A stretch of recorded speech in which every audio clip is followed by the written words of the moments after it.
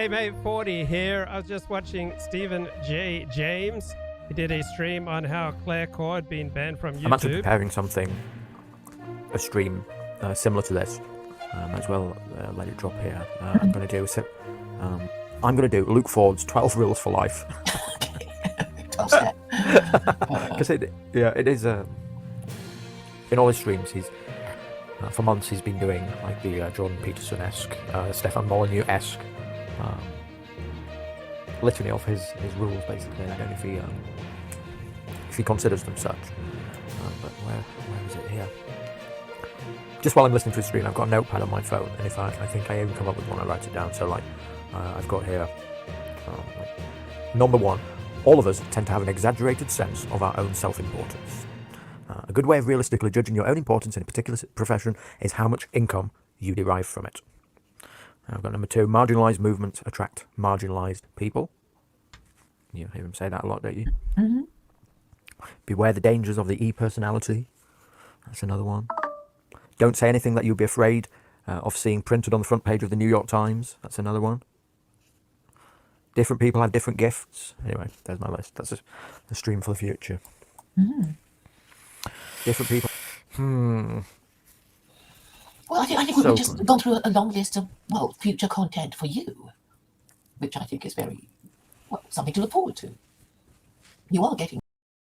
Okay, so thank you, Stephen J. James, for inspiring me to try to write down and come to terms with, what are my rules for life? 40's rules are much better than Jordan Peterson's about petting a cat.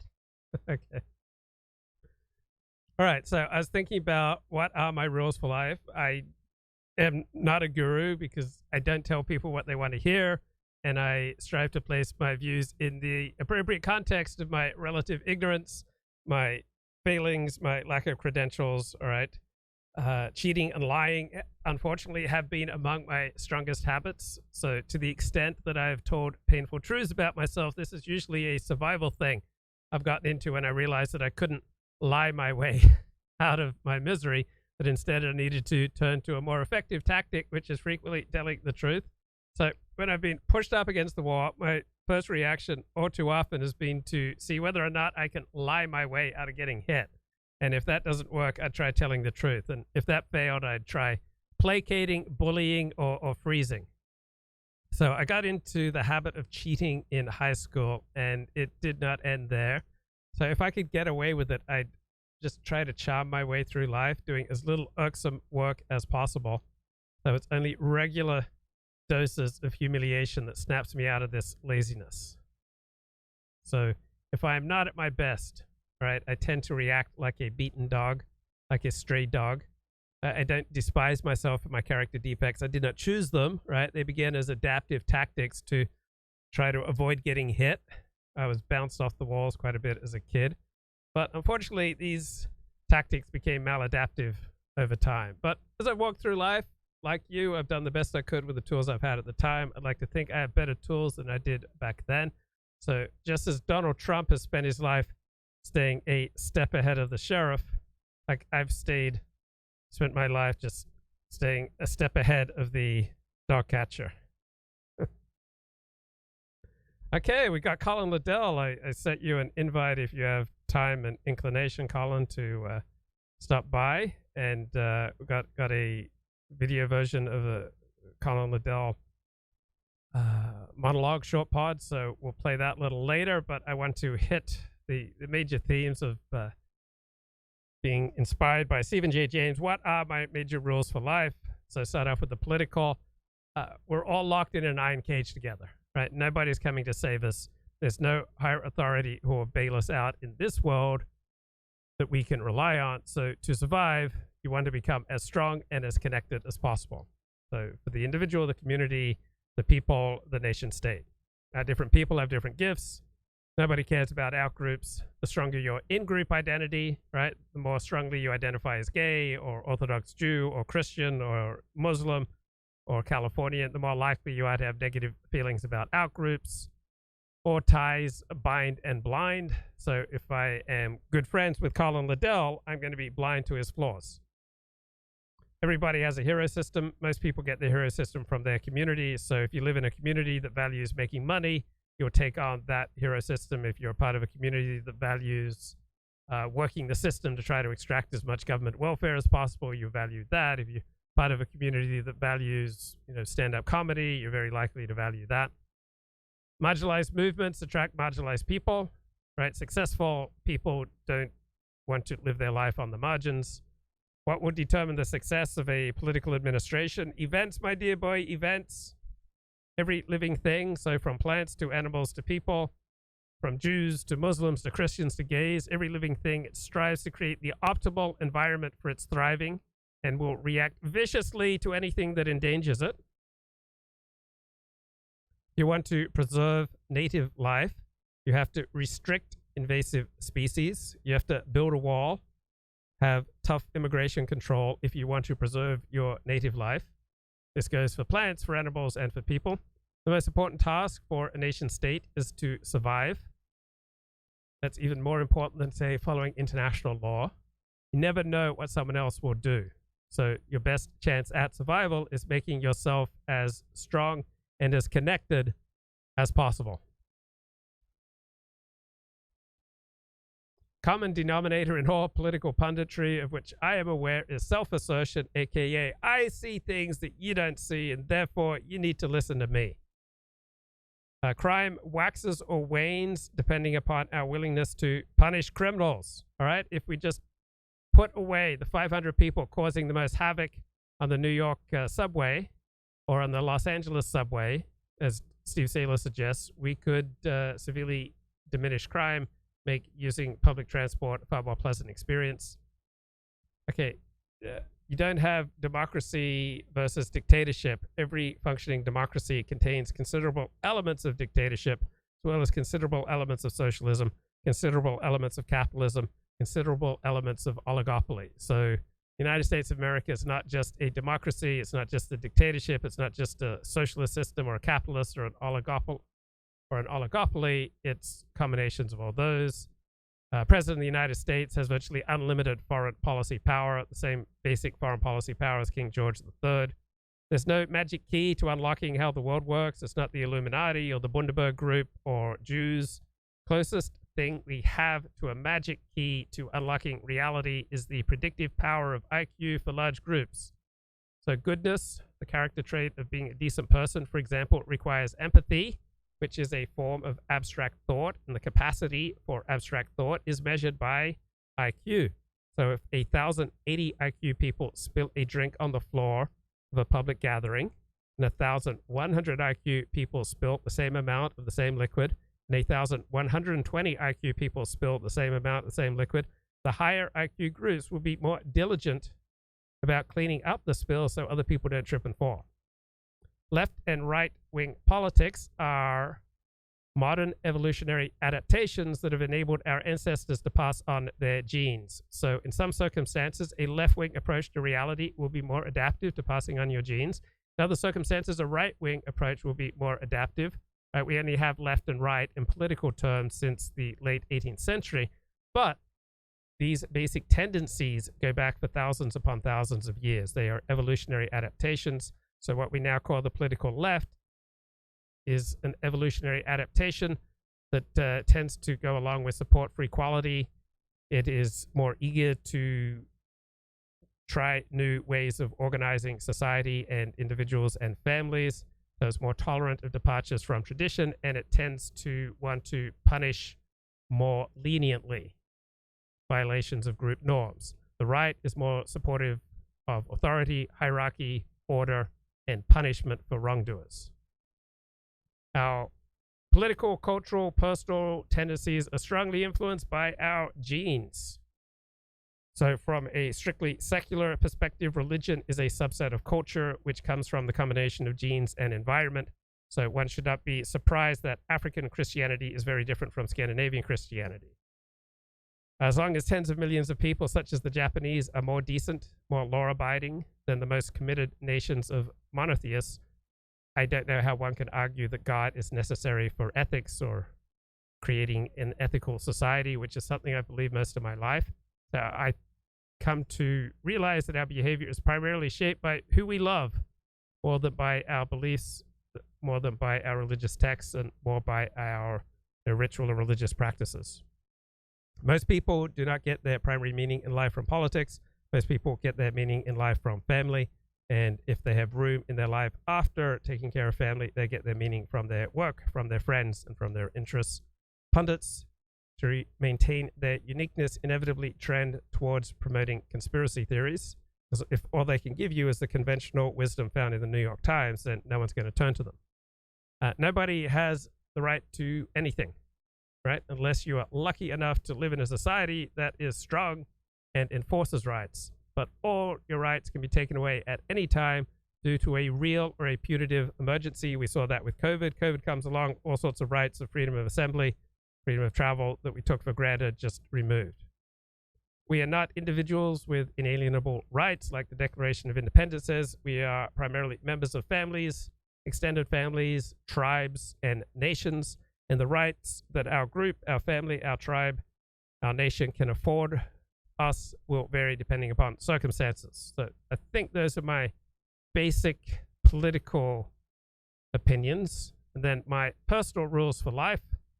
At all times, by all means, preach what you believe and occasionally use words. All right, that's by legend according to Francis of Assisi. But in essence, that means we're always transmitting. If you're happy, you're going to transmit happiness. If you're sad, you're going to transmit sadness, no matter what your words and sensible actions. To enter into any kind of relationship. So I have a relationship with you, the viewer of a relationship with Colin Liddell, who's been a regular on this show. All right, to enter into any kind of relationship is to start a countdown on inevitably feeling betrayed, meaning you will, at some point, inevitably be shocked that the other person has different priorities from what you expected, such as you are not their top concern at all times. Man, I'm getting overwhelmed by the attention from YouTube. 5 live viewers right now. Do not separate yourself from the community. Right? When you watch Chimp Empire on Netflix, you see that the chimps who leave the herd are placing themselves in great peril, and some of them get killed. Some situations, you will be a concentration camp inmate, and in other situations, you will be a concentration camp guard. So the situation will consistently shape you as much or more than your supposedly inherent characteristics. So if you want to stay faithful, or you want to stay sober, right, or you want to stay prosperous, you want to stay solvent, avoid those situations that will endanger you, and stay in the situations that will bring out the best in you. Live as though everyone knows everything, as opposed to trying to get away with as much as possible. That's from James Burnham. As soon as you go online to comment about life, you will feel a tug to be impulsive and to develop an inflated sense of your own importance. You will feel tempted to ignore social proprieties. You will feel tempted to discuss dark topics that you would normally avoid in face-to-face interaction. So these tendencies, if not successfully resisted, will damage your life. That comes from the terrific 2011 book, Virtually You, The Dangerous Powers of the E-Personality. If you want to snap back into a sense of reality, I don't know about you, but my balloon doesn't always attach itself to the ground. My balloon starts floating away very easily from reality. So what tends to snap me back to reality is I think about how my selfishness is hurting other people. That sobers me up, snaps me back into reality. I think about people who have loved me. That sobers me up, it snaps me back into reality. I remember the stupid things I've done, my failures, my transgressions, my humiliations. That sobers me up, snaps me back into reality. It's absolutely inevitable that we will compare ourselves constantly to others, and we will also inevitably try to find ways to convince ourselves that we are superior to them. Right? We need to do this sort of comparison for information and for connection. We need to believe we are more significant than we are. Otherwise, we would be crushed by our own insignificance. But you can do this comparison in a sober, advantageous way, or you can do it in a destructive way. If you quickly and completely confess what you did wrong, you can overcome most of your mistakes with people. Virtue signaling is virtuous. It is a virtuous thing to virtue signal. So people who walk around wearing a mask outside or wearing a mask in their car, yeah, on the one hand, it's stupid. On the other hand, that they are signaling that they are virtuous people who take the threat of a deadly influenza seriously. So virtue signaling has an idiotic component, but overall, virtue signaling is virtuous. It's a good thing. Animals are constantly signaling, right? Why would human beings be anything else? What would you rather people signal? That they are bad people? That they are cruel people? I think people signaling that they are virtuous is a good thing. If you react to an angry person with empathy, they will usually calm down. Act and speak as though your words and your actions were accurately represented on the front page of the New York Times, all right? So this is the single best test I'm aware of for gauging what is appropriate and proper and right behavior. We're all driven to improve our social status, but the more extreme and out of kilter our drive, the more likely we are to step on the toes of other people, and they will retaliate and they will hurt us. Good way of judging one's importance in a particular profession is how much income you legitimately, legally, and ethically can derive from it. You bid for someone's attention and you fail, perhaps try once more. Don't go beyond that. You must give someone unsolicited advice. Do it only once. You can't help yourself and you do it again. Forgive yourself for being a bloody fool and try to limit yourself. When I have a painful confrontation with someone, I look for where I am at fault. When someone criticizes me, I try to look for where I am at fault. When someone important to me says something, I look for how they could possibly be right. I carry around people important to me in my heart. All right, they affect how I conduct myself. They affect how I speak. If I forget my boss's interests or my client's interests, I lose that boss or that client, right? Lose that job. If I forget my friends' interests, I lose those friends. I want to live so as to simultaneously develop those relationships and friendships most important to me and simultaneously pursue what I believe to be right. These two things are often in conflict. I don't want to fall down on either side of the spectrum. I want to seek the middle path here. Freedom and community are in opposition, so I will regularly sacrifice some freedom for community and some community for freedom. Just because you don't like something doesn't mean you need to be angry about it. Just because I don't like something does not mean it is not good for me. When you avoid things that make you uncomfortable, you put yourself in a prison of anxiety and depression. Happy, successful people tend to be more willing than average to appropriately extend trust to others. If you're not living in reality, your dreams and visions will turn into straitjackets and nightmares. We all need more power, and the best way to get more power is to connect with other people. Losers lose themselves in drama. Producers minimize drama. If you can't get love in your life, you will maladaptively seek attention to compensate. That has been a driving energy behind much of my online activity. We all belong to multiple hierarchies. We will tend to value the one in which we rank the highest. So consider the mailroom clerk as also the best player on the company's softball team. The latter may be emphasized and become a source of considerable self-esteem. That's a quote from somewhere. We weren't born yesterday. We did not evolve to be gullible about our own welfare. Advertising and propaganda do not change us unless we want to change. You're extremely unlikely to change someone else's bad behavior. The more you call that person out, the more likely he's going to get defensive and double down on his bad behavior. That's the Wall Street Journal. What is the most honest part of the body?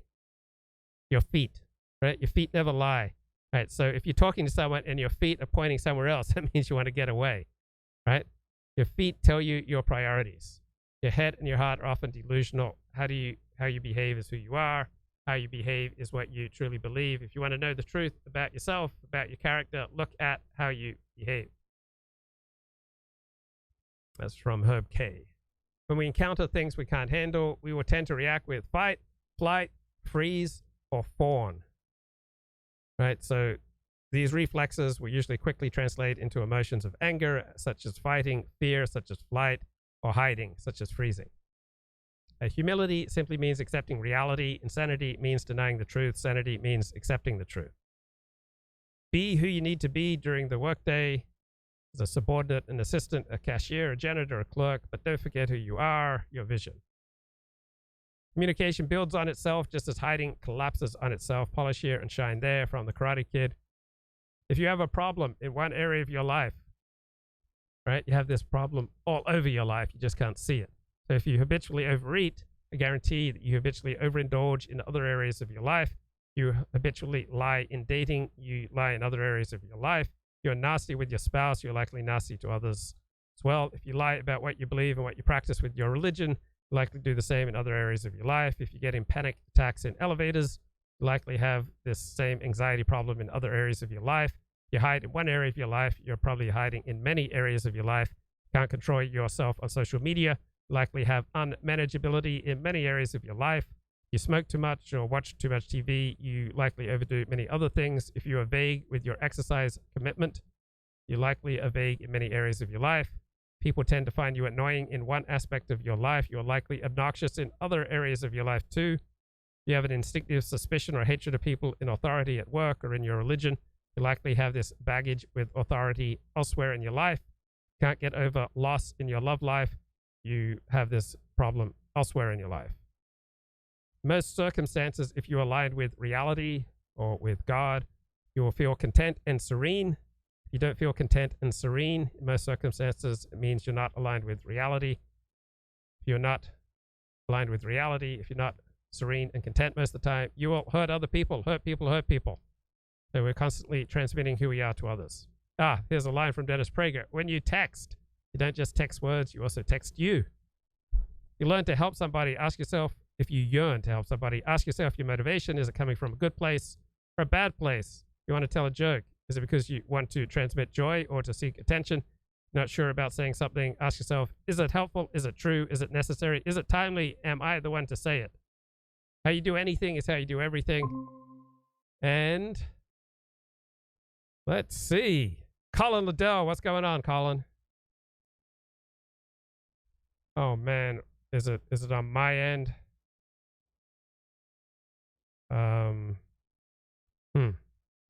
Let's see. Yeah, I'm not hearing you, Colin, and I don't think it's on my end. So just Hey, how are you, Colin? Yeah, pretty good, Luke. How are you? Good. So what are your 12 rules for life? I don't think you should have rules. I don't think you should be, because rules impose a kind of rigidity and they limit your freedom of action. I think you should just have an ever-evolving common sense. And did you grow up with an ever-evolving sense of common sense, or is that something that you've developed, or both? Yeah, I guess I think I probably did, or I might have acquired it along the way. But I think I always had a kind of sensible approach to life. Sort of, kept things in proportion. Don't overreact. Like see what's going on, figure out the angles. So I mean, it's all kind of quite basic stuff, really. I mean, either you're born with it, or you have to learn it, or you're fucked, really. And did you notice that your common sense was decidedly uncommon in dissident political circles? Yeah, well, yes and no. I mean, dissident political circles, it's easy to poo-poo dissident political circles, but I do think they have a legitimate reason for existing. Things do have to be critiqued from a kind of radical perspective now and then. Without that vital critique from the fringe, a lot of important perspectives will be missed. Absolutely, but it is kind of breathtaking the lack of common sense among prominent personalities in dissident circles, which you have chronicled endlessly on your various blogs and short pods. Yeah, it's kind of become weighed down by all these kind of personal psychodramas and personal issues that people have that they bring into the dissident right, and all these petty beefs and turf wars that go on. So the thing does need some sort of structure and hygiene. And you're the fumigator. No, I don't. I'm not going to volunteer for that role. Your Andy Nowicki piece just struck me as painfully true. Was it a painful piece to write? Not really. No, I just thought, let's write about Andy and let's try and be honest and truthful. Not to beat around the bush too much. I mean, he is going off the deep end. Really, he is a bit of a conspirator nutcase by now. I have to say, from what he's said about various things. I was never against Andy being a bit of a conspirator. Our disagreement began when I said, "That's fine, Andy, but can you just like dig into it and find out the actual data?" I mean, that's much more important in a case like that. I mean, if you're pushing a conspiracy theory, exclamation marks, you have a duty to try and back it up with the data as much as possible. And Andy seemed to be very kind of unwilling to do that, in my opinion. He seemed to be much more emotionally invested in it, and I could understand why that was. Looking at the way his life had turned out.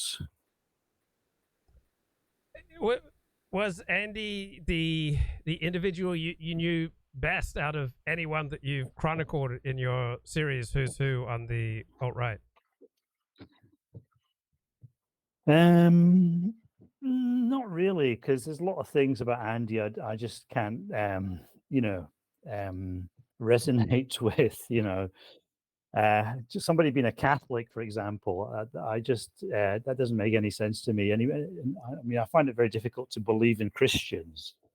I mean, Christians probably have enough trouble trying to believe in God, and I have enough trouble trying to believe in Christians. I don't think most Christians are genuine. I think that they are kind of LARPing in a strange way.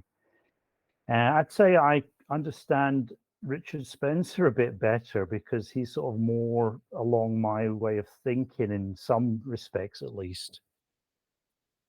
Well, Christian makes sense if you're married with 4 kids and you want to stay married and you want to be part of, say, a community, particularly a community that you might have grown up in, right? If you intend to stay married, devote yourself to having a family, raising children, then does being a Christian make more sense to you? Well, you're talking about it more as a kind of form of social behavior, and these are religions, and religions only exist if people believe in them, literally believe in them. Like they literally think there's a God up there who's literally looking down at them and documenting their every move. And I don't really think people believe that. And so there is the thing you're talking about, which is more of a kind of Jewish perspective, where you have a certain kind of culture and a set of kind of customs and not beliefs, but sort of things that you pay lip service to. And there's a kind of cynicism perhaps in that as well, but it's very functional, and it keeps everybody sort of in the same group, and from that accrue certain benefits. But it's very different from like sincerely believing in a certain religion. And this is the problem with all these kind of so-called faith-based ideologies, is they actually require people to believe in them. And you've heard a lot in recent months about Christian nationalism and people like Nick Fuentes and Milo Yiannopoulos going on about it. And these are obviously people who have no real Christian faith, and it would be very difficult for them to have it. And most people would have great difficulty in maintaining a sincere and serious Christian faith in the modern age, especially if they had an IQ above 80. Now, did you live any substantial portion of your life within a Christian community? Definitely not, no. Okay. Christianity had already sort of given up the ghost in my family like at least one or two generations before me. Well, I did grow up a Christian, and Christianity as lived is just overwhelmingly a social, cultural experience. What you believe about God plays almost no role in the day-to-day life of your average Christian. It's a social experience. There's a particular place that you gather on Sundays or Saturdays, depending on your denomination, and there's a school that you go to, and there's a certain rhythm to life, and there are certain practices, but there's what you actually believe about God and theology is a very tiny concern for only a very tiny number of people. So, I mean, I'm just thinking, I mean, I was just a kid, but I never spoke to my kids about, other kids about what they believed about God or church doctrine. It just never came up. And I was growing up on Seventh-day Adventist college campuses, went to Seventh-day Adventist schools, went to Seventh-day Adventist churches. Everything we did was Seventh-day Adventist. Everyone we knew, everyone I was friends with was Seventh-day Adventist, but we never talked about belief. So I think it is primarily a cultural, social experience for the overwhelming number of people, and they don't really sweat the doctrine and the dogma. Yeah, there's a kind of disingenuous quality to it. It's almost as if they know it's all fake, the people who run it, and they don't want to really touch that third rail of really, pushing people's literal faith in their so-called faith.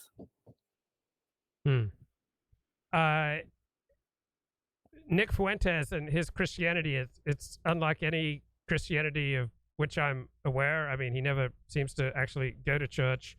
He doesn't seem to have a connection with any clergyman who guides him. It just seems to me to be a more socially acceptable way of going about the politics that he has. Do you have any thoughts on Nick's Christianity? Yeah, I think it's non-existent. I think it's fake. I think he just uses it to, like push certain agendas. It's a good way for him to be a little bit counter-Semitic, shall we say? Yeah. And same with Milo. I mean, Milo, did a big song and dance about how religious he's become and turning his back on homosexuality. My thought was always, well, if this is real, he will try to make amends for all the people he screwed over. Like, we'll start to hear, Milo came to me and he apologized. He cataloged, the things that he did against me, and he asked me how he could make amends for, and I didn't get any of that. So with Milo, again, it just seemed like another method for self-assertion. Any thoughts on Milo's Christianity? Yeah, for a kind of flagrantly homosexual man like Milo, becoming a Christian is a kind of homosexuality. If you think about it, it's a way to do something very, very taboo from the perspective of being a flagrant homosexual. Yeah, it's another form of dress up. Yeah, it's another form of degeneracy, really. If you think of it, because like for somebody like Milo, who's a flagrant homosexual, he's kind of normalized all the degeneracy of homosexuality, and then from that perspective, all that homosexual degeneracy is normalized. So something like Christianity appears like a kind of alien other, and therefore it becomes a kind of a substitute degeneracy, so to speak. So there's a kind of psychological pattern where he's kind of breaking the normalcy that he's in. Jason Kessler has left, apparently, the dissident right, because nobody bought him a computer, as you so eloquently wrote. Any thoughts on the departure of Jason Kessler from metapolitics? Yeah, Jason. Yeah. Probably it's for the best. I think he'll be better off. I don't think he was getting anything out of it. I think he got. I don't really know the full story behind Jason Kessler. There's a lot of rumors. There's talk about him being a Fed and so on. There's talk about him being a bit of a left winger a couple of years before the Unite the Right thing. So who really knows what the backstory is? Maybe he's just being pulled in and told to knock it off by his superiors, or maybe it is a genuine case of somebody who was kind of sucked into the alt-right and thought he could do some good. But I think the problem he had was that it was his main thing. It became his apparently anyway. Assuming that everything we see is on the level, he was trying to make a living at it. And for anybody to try and make a living at dissident politics, you have to be either very, very insane or very, very talented. Very, very few people can make a living at it. I never thought that I could make a living at dissident politics. I mean, I had my money already, salted away, and I wasn't too worried about, the financial side of being in dissident politics. So I think if you're going into it and it's going to be your main thing and your way of keeping the wolf from the door, then you're in big trouble. Now, you believe that the Chinese and the Russians have used dissident politics on either the far right or the far left to destabilize the United States and to weaken it. I wonder why the Chinese and the Russians didn't want to invest more in Jason Kessler.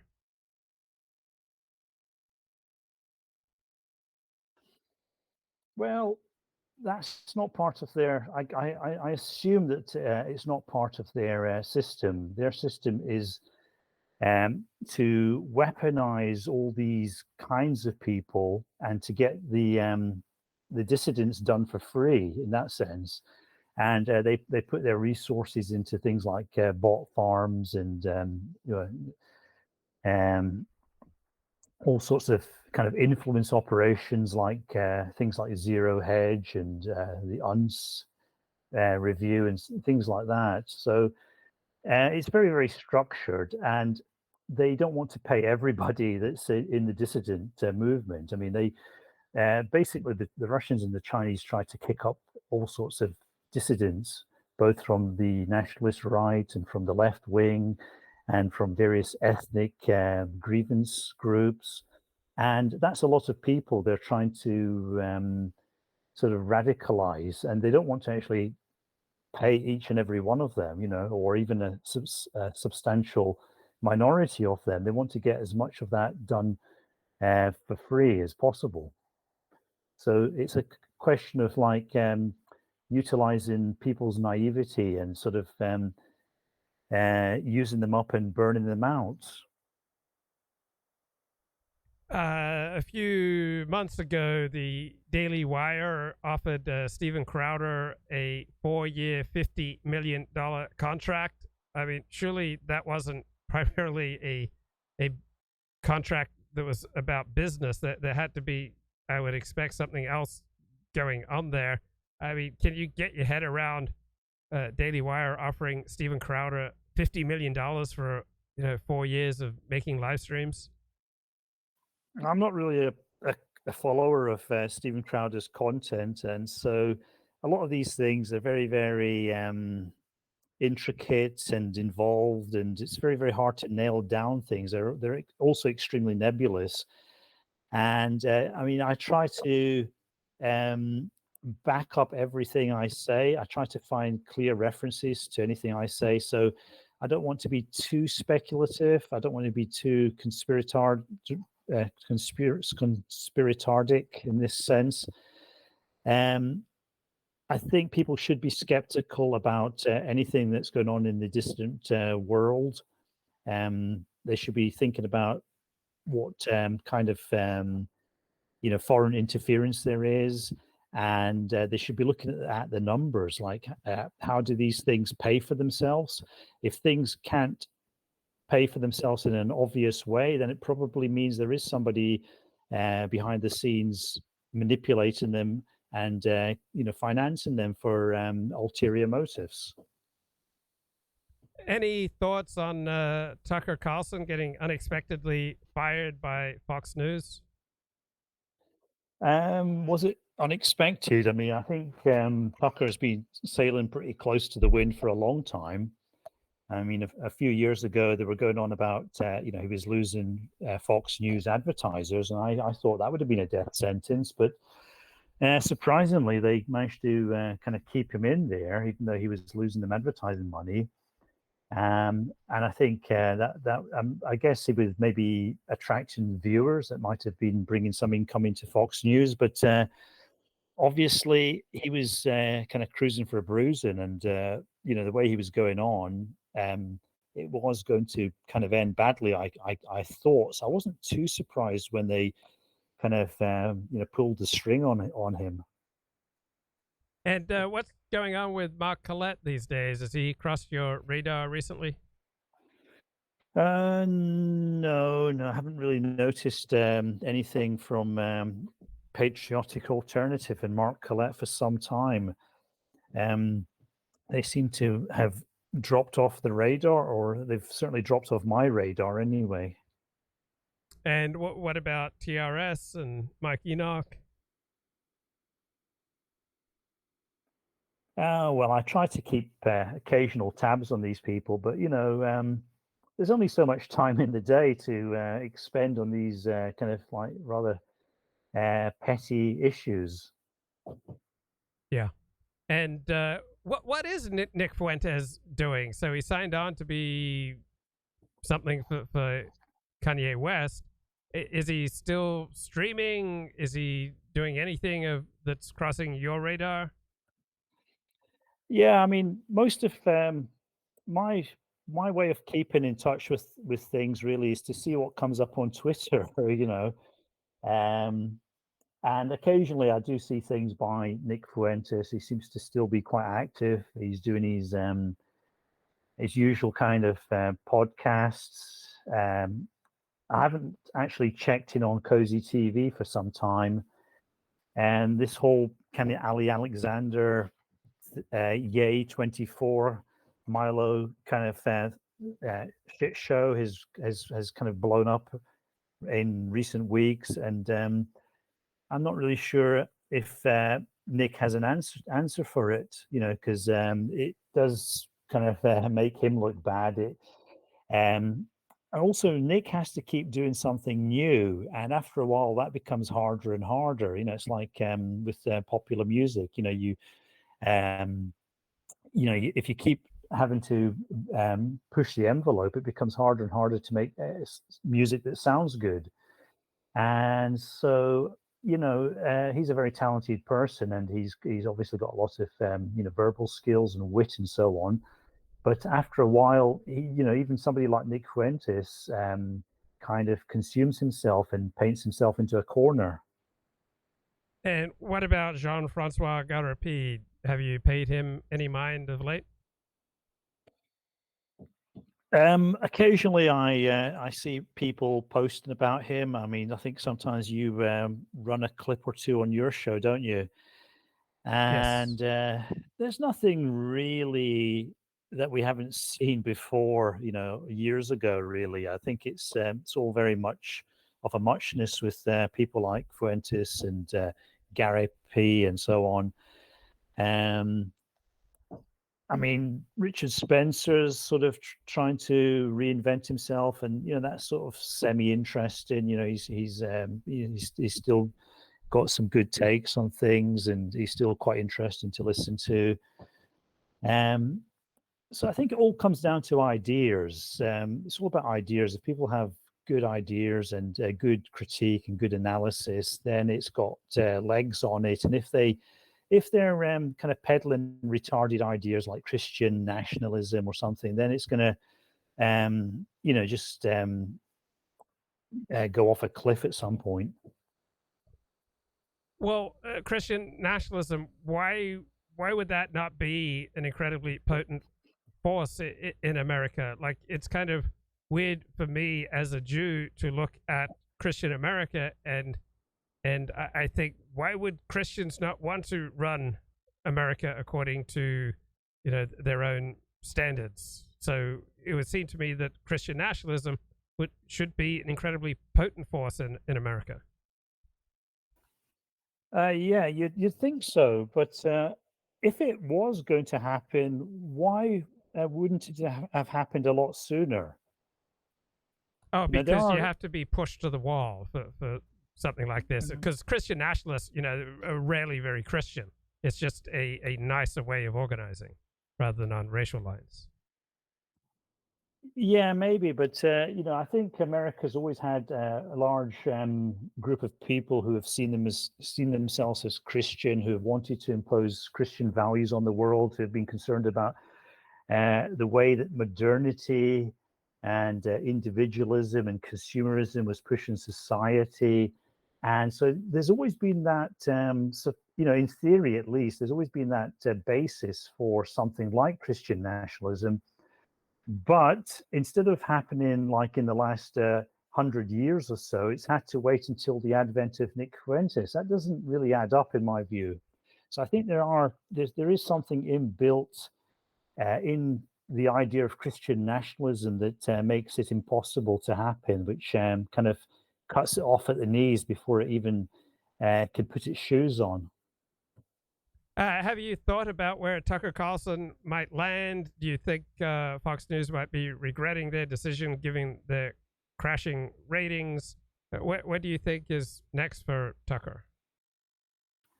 Well, yeah, I'd have to look into that. Like, are the ratings actually crashing? Are they? Is it a downward blip? Is it a long-term thing? People will. I mean, it's a bit like this this Bud Light thing. People are going on as if Budweiser had finally been brought to their knees, but apparently not, going by their stock valuation. So I'm not really sure how much damage Fox News is suffering from Tucker, and whether it's permanent or not. So we'll have to wait and see on that, and we'll have to kind of look at the data and try and find reliable data to estimate what's going on there. But yeah, I mean, somebody like Tucker comes along and they have a following, and then they have their moments, and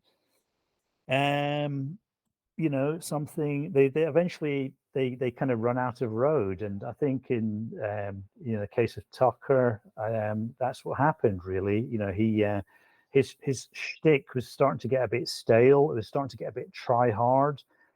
He seemed to be kind of whipping himself up into a frenzy more and more in order to try and get some sort of response from his increasingly jaded audience. That's my impression. I mean, I can't sort of verify that without sort of going into it in a lot more detail, but that was my rough impression. He seemed to be trying too hard, and there was a sense that the whole Tucker thing had kind of come and gone, and so maybe Fox anyway needed to rethink things and sort of give somebody else a chance.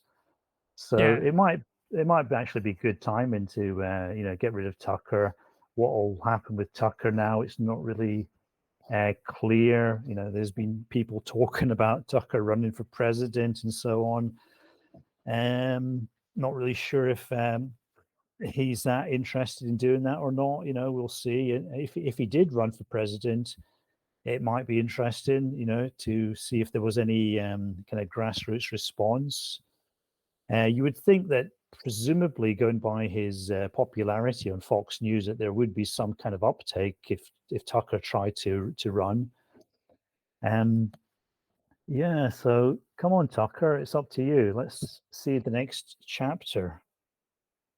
So right now it looks like Donald Trump has a stranglehold on the Republican nomination. Ron DeSantis hasn't been doing too well, and it looks right now that Trump is crushing him. Any thoughts on the Republican contest? And then there's that Vivek Ramaswamy guy who seems incredibly eloquent. I notice he's rising in the polls, and I notice a lot of enthusiasm about him on Twitter. Yeah, it's just Trump just looks so. First of all, he looks old. He looks a bit stale. It's you know, I mean, of course, there's an edgy quality to Trump. There's a way of speaking which that you know, creates sparks, but it's something we've all seen before. And most people kind of think, oh yeah, there's old Trumpy again, you know, blowing off. And we know that there's not really that much substance behind all the rhetoric. And so there's a sense that people are a bit, you know, jaded with Trump. He's a bit played out. And so there is definitely a need for somebody new. Ron DeSantis doesn't quite do it. He doesn't have the charisma. He is a bit of a kind of meatball type of character.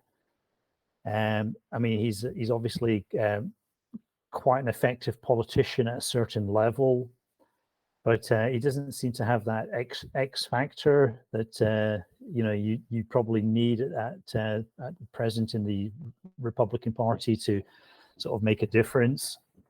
And so there is a kind of a yawning chasm for something new to happen, and I don't know if what we're seeing is going to fill that chasm. You know, so if it is Trump again, it's going to be kind of I don't know. It's going to be a bit grim, really, to see Trump run again in you know, with his usual shtick. He has even more difficult baggage to lug around. He's got this whole kind of January the 6th thing. He's got this stolen election thing. He's got all this kind of lawfare that's being used against him. And instead of being about politics, it just becomes about this personality, this kind of cheap soap opera. And I mean, I really think politics shouldn't be about personalities. It should be much more about ideas and policies. And Trump really cuts across that with his whole me kind of shtick. And yeah, I personally, I feel a bit bored with the whole Trump train and the debris and the wreckage of that particular train. And what about on the Democratic side in the run for their presidential nomination? Right now, it looks like Joe Biden has it locked up. On the other hand, Biden's got really low approval ratings. He looks, you know, pretty frail old man. Yeah, again, it's almost like a mirror image. It's there's some old guy who's there, who's dominating everything. There's a few other people who could come into the picture, but they don't really seem up to the job either. So also on the Democrat side, there's a crying need for somebody new to show up. And I don't mean you know, this Robert Kennedy Jr. character, because he's obviously a complete flake, and I don't think he'll amount to much. Back across the Atlantic Ocean, England seems to have a more than competent prime minister. Any thoughts on Britain's prime minister and how he's perhaps rescuing the Tory party from an overwhelming defeat in the next election? Yeah, I mean, the Tories haven't really done too much wrong by British mainstream political standards, which of course means that by kind of more radical dissident standards, they've done a lot wrong. But you know, we won't go into that.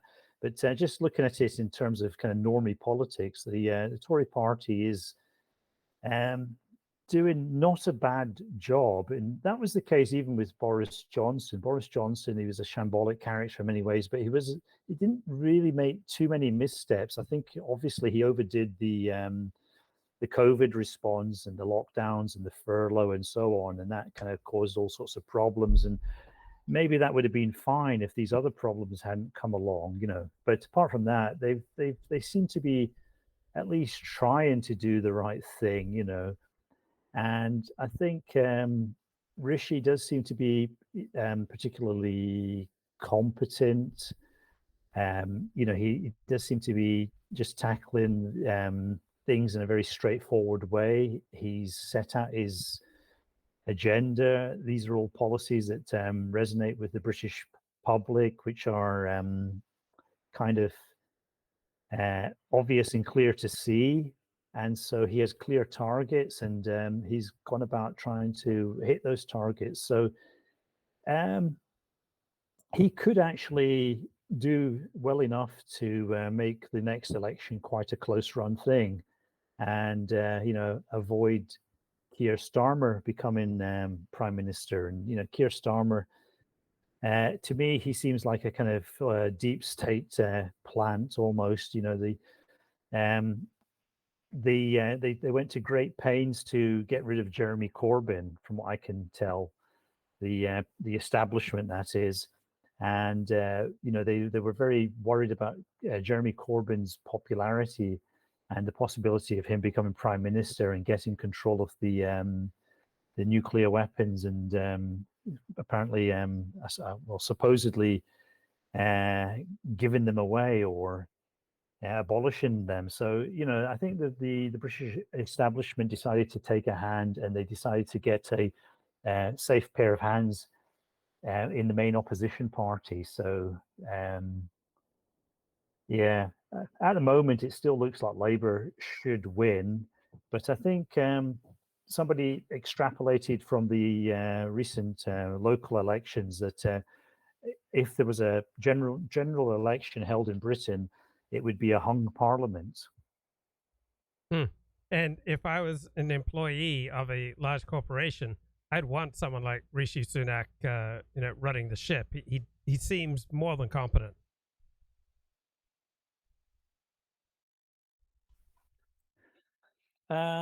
Yes, but I don't think I'm in favour of some Punjabi guy running Britain.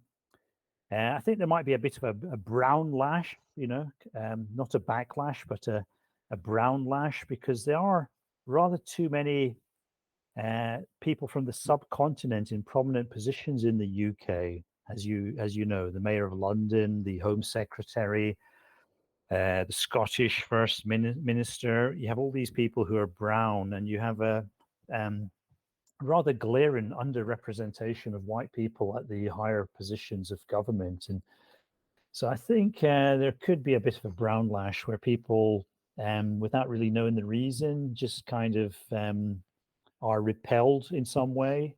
And no matter if Rishi does a good job or not, it might be undervalued for that reason. Coach Red Pill, a right-wing internet personality and dating coach, was arrested in Ukraine. It's just so weird that he would hang out in Ukraine for well over 15 months while Ukraine's at war. They're producing online content mocking and belittling Ukraine, producing pro-Russia, pro-Putin content from Ukraine, where he is not a citizen. And I'm just surprised that he's been hanging out there pulling this off. What on earth did he think would happen to him? So yeah, he's been arrested. Any thoughts on the arrest of Coach Red Pill? Not really. No. I think he was an idiot. He got arrested. If he was doing it from the other side, like if he was living in Russia, producing pro-Ukrainian content, it'd be interesting to see what would happen to him. Anything about the war in Ukraine that's caught your attention since the last couple of months? Well, it's sort of grinding on.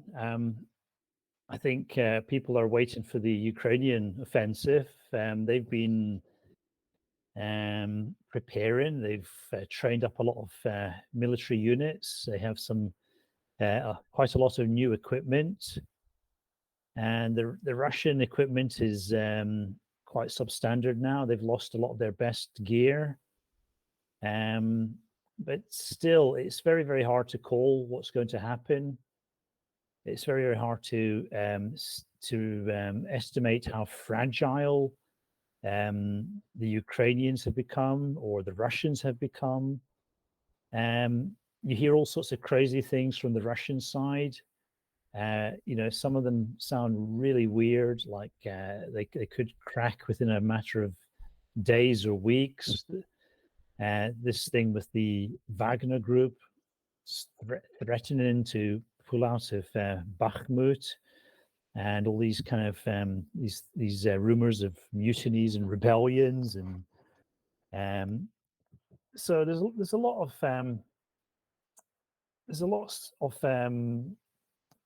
narratives swirling around. It's very, very hard to pick out what's really going on or how solid these narratives are. So I think it really matters what happens on the battlefield, and if the Ukrainians can do some real damage to the Russians with their spring offensive, then that could hopefully get things moving to some sort of conclusion. Because I don't think any of us really want this war to kind of drag on and kind of eat up and consume more and more human lives. So, yeah, I hope something happens soon to resolve it in some way. And it's very hard to resolve it without the Russians losing, I feel, because if the Russians win, that really won't be accepted. And they won't be accepted by the Russians. They'll still feel insecure. They'll still feel they have to, attempt something else. The West will be very unsatisfied if the Russians succeed. And so that would be an unstable resolution. However, if the Ukrainians were able to succeed and get back their territory, that would lead to a point at which there would be some sort of a stable end to the war, I feel. So I think the Ukrainians really have to do something for this war to stop dragging on. And do you think China's loving this? The United States is distracted, perhaps makes it easier for China to take Taiwan?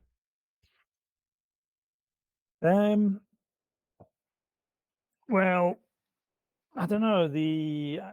I don't think the Americans are really putting that much into it. I think they're still mainly focused on Asia. I think the Chinese probably aren't ready to make a big move against Taiwan. So, yeah, I don't think the Chinese tend to play things that way as well. I think they tend to be more cautious. So I don't think it's really going to benefit them directly. And I think they are much more interested in a longer term strategy. And they want to really kind of present themselves as the kind of they want to kind of present themselves the way that America likes to present itself, as this sort of even-handed middleman character who can sort of enforce a kind of global order.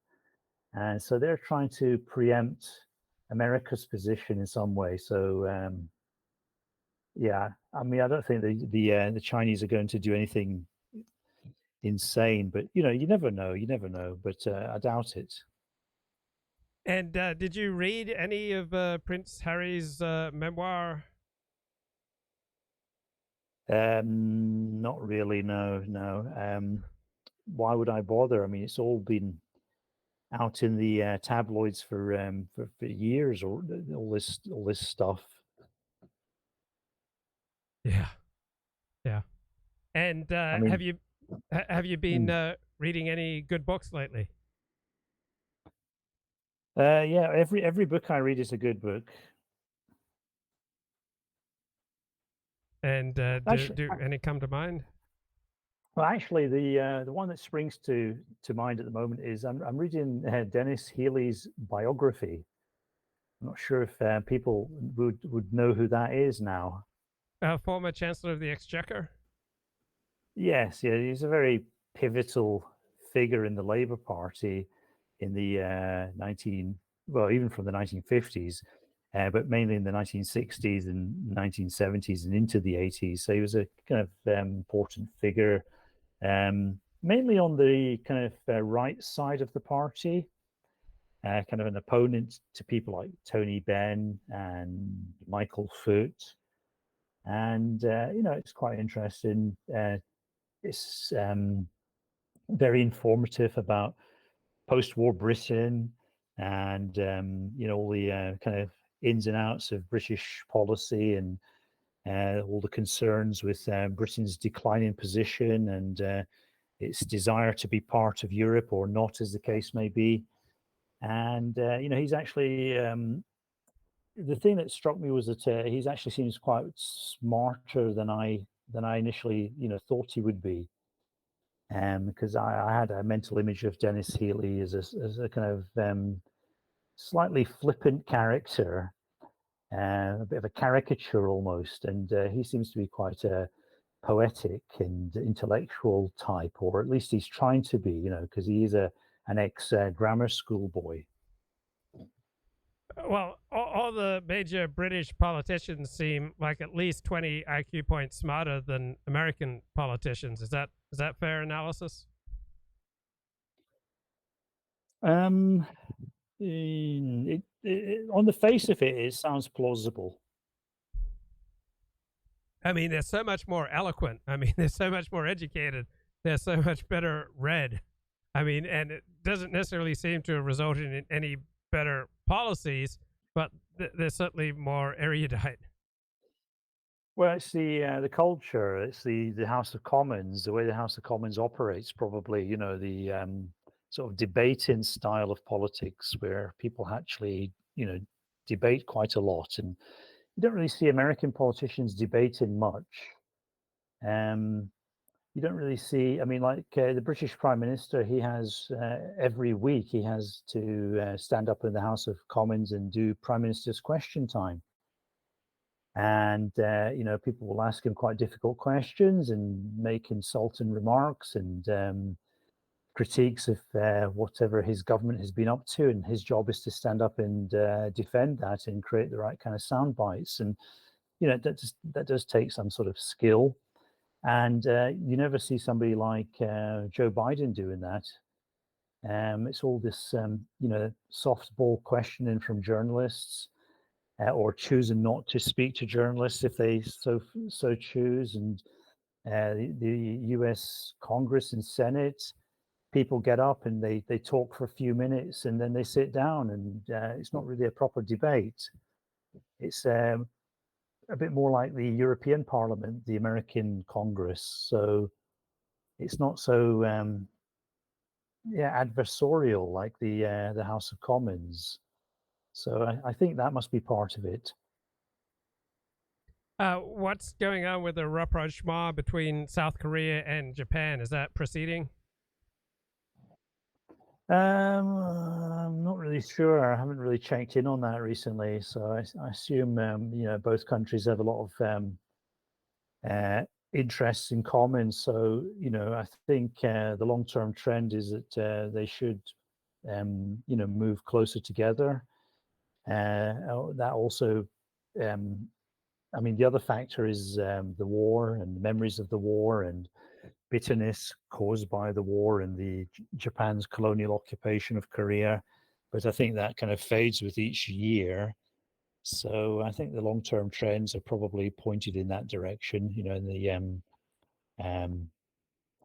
The Japanese government seems to be quite sensible, and I think they are taking the right approach, more or less. But Northeast Asia is a very how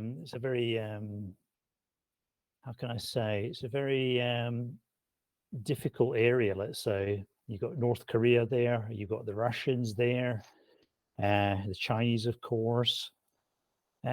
Personally, I think this would be the perfect time for Japan to take back the Northern Territories. So they should, while the Russians are tied up in their desperate struggle against the Ukraine, the Japanese could take over half of Siberia, I think, if they had a mind to. Now, there's a character named Charles Johnson, who's done a lot of Twitter spaces with Richard Spencer. Chuck Johnson's been in and out of the news for 6-7 years. I mean, he was the one selecting a lot of the people who went to work in the Trump administration. He went to a State of the Union with Matt Gaetz. Have you paid any mind to Chuck Johnson?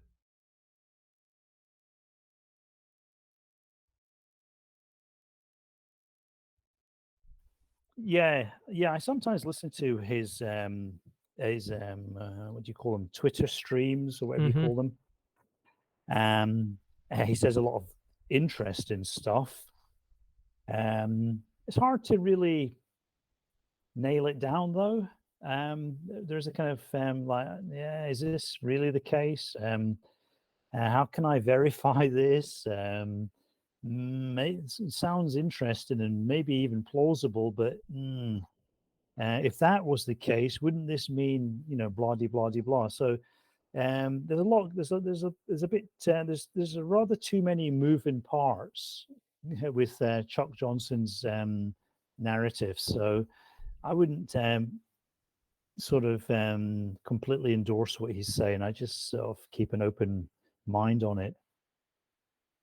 And what's dominating Japanese politics these days? Well, Japanese politics. Oh God, I don't know. Really, it's the same old, same old. Yeah. It's not. There's nothing like the McLaughlin group in Japanese politics, as I understand it. Yeah, I mean, basically, Japan's just a kind of country that's permanently run by its deep state, and they have a little bit of a political shadow play for the people who might be interested in that, and it's sort of typified by competence, corruption, and something else beginning with the letter C. Okay, great. Is there anything you want to hit before we wind up for today? No, I just nice to be on the Luke Ford show again. Okay, and great. Keep on trucking, Luke. Thank you, Colin. Great to talk to you. Thanks, man. Thanks for coming on. Right. Cheers. Bye-bye. Cheers. Okay, take care. Okay, I want to go back to my rules for life. If you love and serve man, you cannot by any hiding or stratagem escape the remuneration. Ralph Waldo Emerson. So if you're an under-earner like I have been most of my life, right, there are probably some ways that you're not really being of much service and much help to people. What does it mean to put first things first? This is another very important part of my life, is to get off to a really good start with every day. So for me, that means a cold shower at the start of the day, do the most important things in my day in descending order of importance, and get clear about what is of secondary importance to myself, such as social media, right? And making sure I don't get sidetracked in the first 10 hours of my day with nonsense. Rushing and trying to multitask assigns to your nervous system that you are not okay. Happiness means loving where you are and what you have. The nervous system's omnipresent question is, am I safe? Intimacy, purpose are the first things to go when your nervous system gets corrupted by things like cell phones. Fred Luskin there. Gerald Mundus, author of a book on under-earning and author of a book on how to get out of debt, says taking the action is the success. The results are out of our hands. Fred Luskin again, our default emotional state is anxiety. Our protection against this anxiety is connection with people we love. Happiness is the ability to love and to be loved. We are programmed for fight, flight, or freeze. It's only when we feel compassion for ourselves and others that we are in reality. If you want to get into reality, think about people you love and who have loved you and feel your gratitude. Stephen Pressfield, in his great book, The War of Art. Most of us have two lives, the life we live and the unlived life within us. Between the two stands resistance. Quote from a academic study saying, have a nice day or take care to a stranger is linked with greater subjective well-being. Minimal social interactions with strangers contribute to subjective well-being in everyday life. So I often hang out at dog parks and just say hello to people. Transformation begins when we decide that continuing on as we are is intolerable. The pain of not changing outweighs the pain of changing. Here is one of those rare quotes from the series A Dance to the Music of Time. This is from book 2. Not many quotable sentences in these works, but I like this paragraph. I used to imagine life divided into separate compartments, consisting, for example, of such dual abstractions as pleasure and pain, love and hate, friendship and enmity. As time goes on, these supposedly different worlds draw closer, so that at last a diversity between them seems to be almost imperceptible. Nearly all the inhabitants of these outwardly disconnected empires turn out to be tenaciously interrelated. Love and hate, friendship and enmity too. Just like dictatorship and democracy. They're not opposites. They are both integrated in each other. Fred Luskin, who wrote the life-changing book Forgive for Good, I see time and again that when hurt people reconnect with their noblest goals, they gain an immediate burst of power. Finding your positive intention reconnects you with your goals. The sad truth is your grievances separate you from your most positive goals through your excessive focus on what went wrong.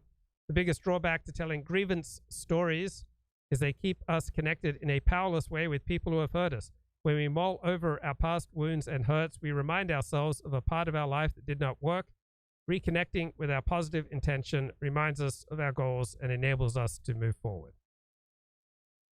You can tell if you have processed something if you can talk about it without physiological reactions such as stuttering, your voice cracking, your face flushing. If you can't talk about something without getting triggered, you haven't processed it. If you can't talk about your urges without getting triggered, you haven't recovered. If you still have triggers, you haven't processed and come to terms with you.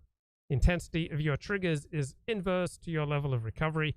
Triggers a sign you need to work your program. In blunter terms, triggers are bullshit. Step work reduces our unnecessary sensitivities. It makes us more resilient. A sign of recovery is living an increasingly transparent life. Here's a paragraph from the Wall Street Journal. People feel more extroverted, more agreeable, more conscientious when they are in other places compared to when they are at home. People feel more disorganized, more chaotic when they are at home. So when you spend time in social environments, you will feel more compassionate, more open-minded, more kind compared to when you are at home. And my final rule for life, you cannot be happy without friends. You cannot be happy without friends. Friends make the journey through life so much easier. Okay, I was just reading a terrific psychology philosophy paper because I was Googling, as we're all want to do, I was Googling epistemic corruption and epistemic sabotage, and I found a great preprint of a 2023 philosophy paper on epistemic black holes, how self-sealing belief systems develop and evolve. So how do people believe really crazy things? Completely implausible, completely unfounded. Why do so many seemingly sane and rational people in the age of modern science believe the moon landings never happened but were staged in a Hollywood studio? Like Chuck Johnson is agnostic about that. That extraterrestrial visitors have abducted people in their sleep and conducted sexual experiments on them. That the 9/11 attacks were an inside job carried out by the Bush administration. That all living creatures were created in their present form a couple of thousand years ago, right? That's creation science. That the world is secretly run by a small clique of Satan-worshipping pedophiles or by a super race of extraterrestrial lizard beings. Why do people believe that the vaccines against COVID contain nanotech microchips invented by Bill Gates in a plan for mind control and world domination? Why do people believe the world is a flat disk surrounded by a wall of ice known as Antarctica? Okay, so why do people fall into these epistemic black holes? And there's a English philosopher who wrote a terrific book on, avoiding BS. And he talked about a bubble of belief that, while seductively easy to enter, can then be almost impossible to think your way out of again. So I think many people who listen to Dennis Prager or Ben Shapiro or Richard Spencer or Nick Fuentes, right? They enter this bubble of belief, seductively easy to enter, but then almost impossible to think your way out of again. So epistemic black holes are essentially unfalsifiable theories, right? So there are, of course, conspiracy theories. 9/11 was a conspiracy. conducted by members of Al-Qaeda. But when we talk about conspiracy theories, we're referring to a class of unfounded and implausible theories that are held in the absence of good evidence. So the belief that the moon landing was staged in a Hollywood studio, that 9/11 was an inside job by the Bush administration, that the Sandy Hook school shooting was staged with paid actors as part of a gun control campaign. There are also broader conspiratorial worldviews that explain almost all historical events as resulting from the intentions of a small cadre of invisible actors such as the Jews, the Elders of Zion, the Rothschilds, or the Illuminati. So if you postulate the existence of intelligent agents working behind the scenes to cover up the evidence for their existence, then you have reason to expect an absence of evidence for your theory and the absence of discovery of counter evidence for your theories. So the story of this global Jewish conspiracy, right, benefited from this built-in self-sealing notion that, of course, we must avoid talking about the Jewish question. This is avoided by all parties, all organs of public opinion, because the Jews are the true powers that be, and they prevent discussion of the Jewish question. So if the protocols of the Elders of Zion had been an authentic document, if the Elders of Zion, as portrayed there, really existed, we would expect them to try to cover up evidence for their secret plans, right? And so this is the self-sealing epistemic black hole that many people fall into. If the Jews really controlled all the political parties behind the scenes, we would expect those parties to remain suspiciously silent or dismissive of the Jewish question. So in the 1905 introduction to the Protocols of Zion, the reader is warned not to be fooled by the absence of witnesses to corroborate the reality of this organization and their evil plans. In fact, such an absence of evidence is exactly what we should expect. Were it possible to prove this worldwide conspiracy by means of evidence, the mysteries of iniquity would be violated. To prove itself, it has to remain unmolested till the day of its incarnation. So even today, a full century after having been debunked, protocols are still regularly reprinted, disseminated, and discussed as an authentic document, now predominantly in the Islamic world. And so you'll notice this self-sealing logic in many popular conspiracy theories. So the 9/11 Commission, set up by the US Congress, published a 585-page report in 2004. It had reviewed 500,000 intelligence documents. It had detailed the responsibility of Al-Qaeda, detailed the failures of US intelligence agencies in excruciating death. But conspiracy theorists were hardly impressed. The US government had itself staged the attack as a false flag, created pretext for invading Iraq and Afghanistan. Then you'd expect them to fabricate a sham report full of false evidence and distortions. So initially credible conspiracy hypotheses about specific historical events, such as the murder of John F. Kennedy, frequently degenerate into an epistemic black hole when it ends up attributing superhuman powers and intelligence to unseen conspirators working behind the scenes. And then many Christians and Muslims say that the reason that we can't see, God working in the world, well, that's because God is hiding himself.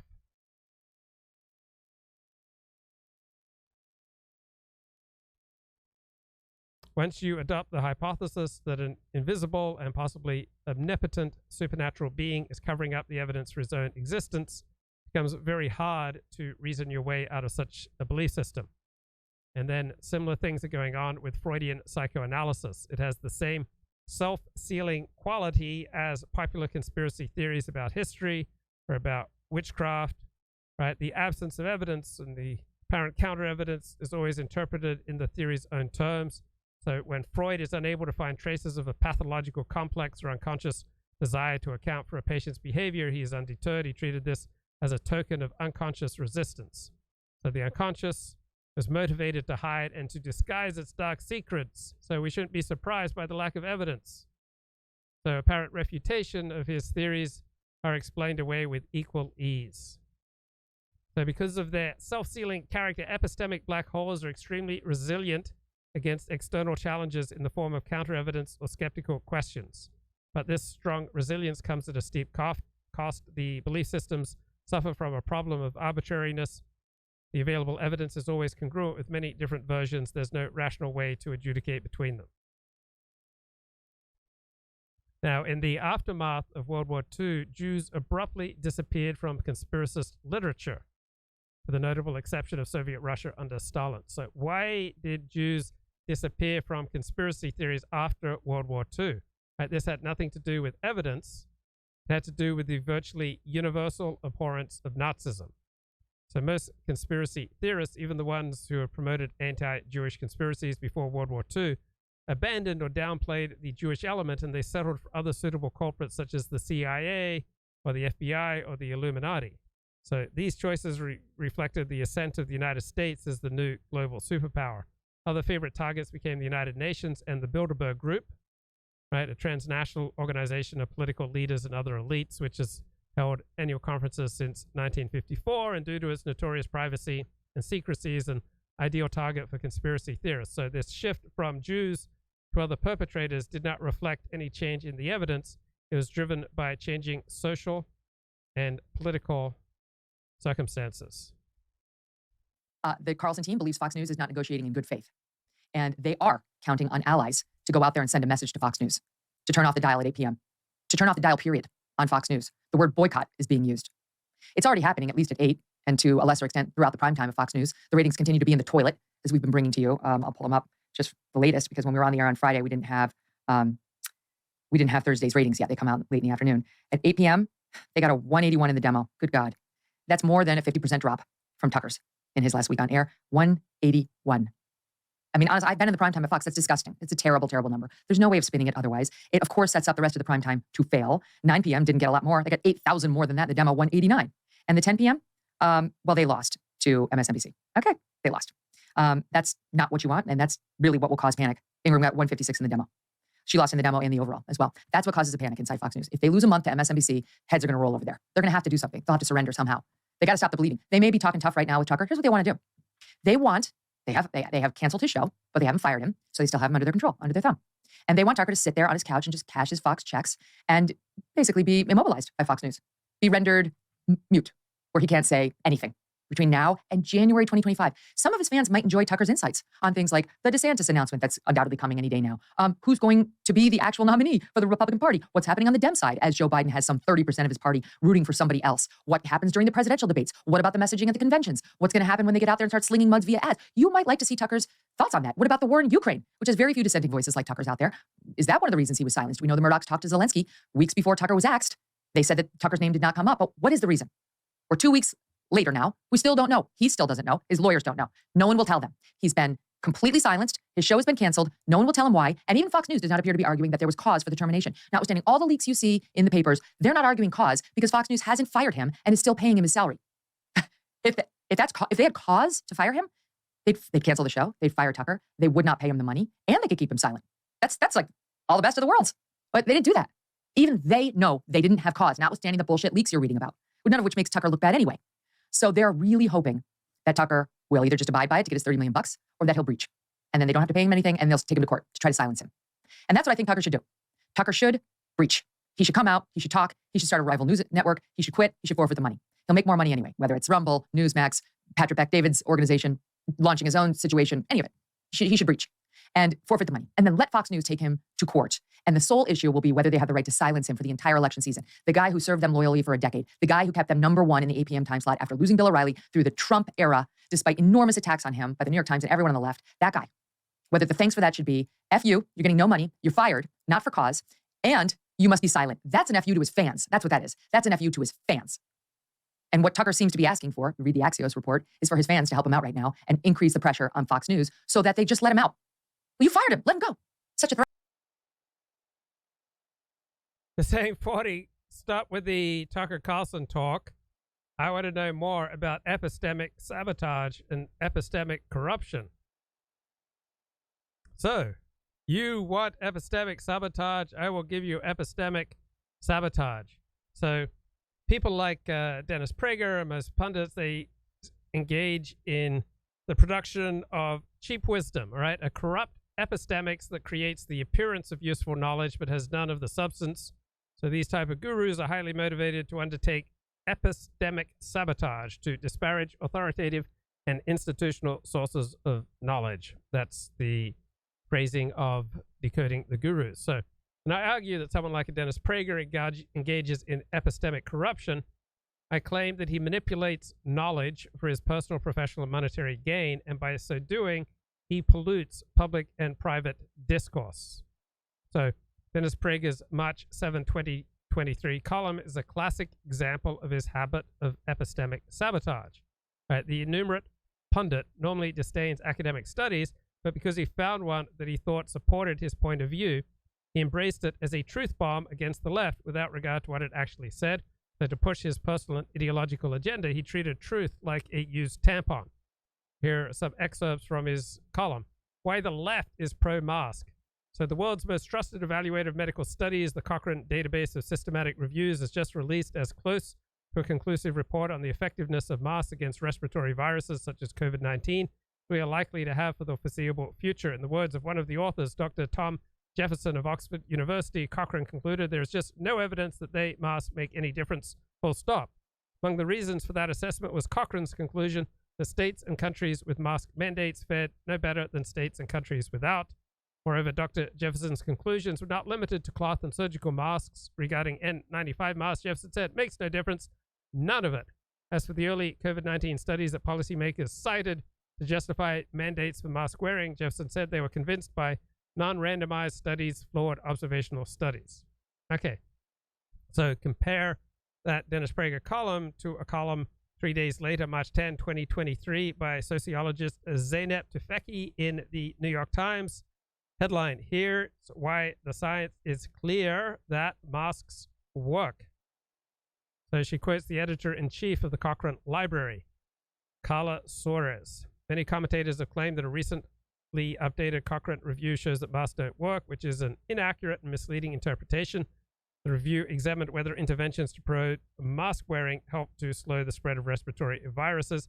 Given the limitations in the primary evidence, the review is not able to address the question of whether mask wearing itself reduces people's risk of contracting or spreading respiratory viruses. So if you're pro-mask or anti-mask, you can find plenty of evidence in either direction. So this wording was open to misinterpretation, for which we apologize, and we're going to revise the summary. The editor says that although one of the lead authors of the review even more seriously misinterpreted its findings on masks by saying in an interview that it proved there was just no evidence that they make any difference, the editor says that statement is not an accurate representation of what the review found. So the calculations the review used to reach a conclusion were dominated by pre-pandemic studies that were not informative about how well masks block the transmission of respiratory viruses. The review should be seen as a call for more data. Now, there are lab studies, many of which were done during the pandemic, that show many masks, including particularly N95 respirators, can block viral particles. So even cloth masks that fit well and use appropriate materials can help. So before vaccines were available, one study says U.S. states without mask mandates had 30% higher COVID death rates than those with mandates. The evidence is straightforward. Consistently wearing a mask, preferably a high-quality, well-fitting one, provides protection against the coronavirus. And it's no surprising that this particular scientist, Jefferson, says he has no faith in masks' ability to stop the spread of COVID. So in that interview, said there is no basis to say the coronavirus is spread by airborne transmission, despite the fact that major public health agencies have long said otherwise. He's long doubted well-accepted claims about the virus. In an article he co-wrote in April 2020, Jefferson questioned whether the COVID outbreak was a pandemic at all. He said there was no point in mitigations to slow the spread of COVID. In an editorial in 2020, no. Anyway, so which of these two authors seems to you more committed to truth? Dennis Prager or Zeynep Tufekci? So due to his agenda, Prager took what he wanted out of the study and then he moved on, like a man dispensing with a whore. After he takes what he wants, then he just moves on. So Dennis Prager reminds me of the protagonist of the 1970 Paul Simon song, The Boxer. Still a man hears what he wants to hear, and he disregards the rest. Threat? You that scared? Are you that terrified you can't replace your numbers at 8? Why? Did fine after Bill left, thanks to Tucker. You don't have somebody else you believe in who put points on the board? You're that scared? This is what's going on. So unless Tucker's fans do a hard pass on the 8 and the entire primetime, and perhaps the channel, they're not going to bend the knee. Fox News will continue to torture the guy and make him sit on the sidelines. Yes, I understand it's not torture to pay him $30 million, but he doesn't want the money. As you may know, Tucker's independently wealthy anyway. He wants to get out there and do the news. He was doing the news. He did nothing wrong. There's no cause for termination. He just wants to keep using his voice for you. The audience Fox News fostered a relationship with for him, right? So the whole thing is grossly unfair. Now, in the context of all this, we get a piece from Rolling Stone. And the headline there is, Inside the Death Match That Helped Doom Tucker Carlson at Fox. Now, their theory is that back in 2020, Tucker tried to get my old pal, Irina Briganti, the head of the Fox PR department, fired.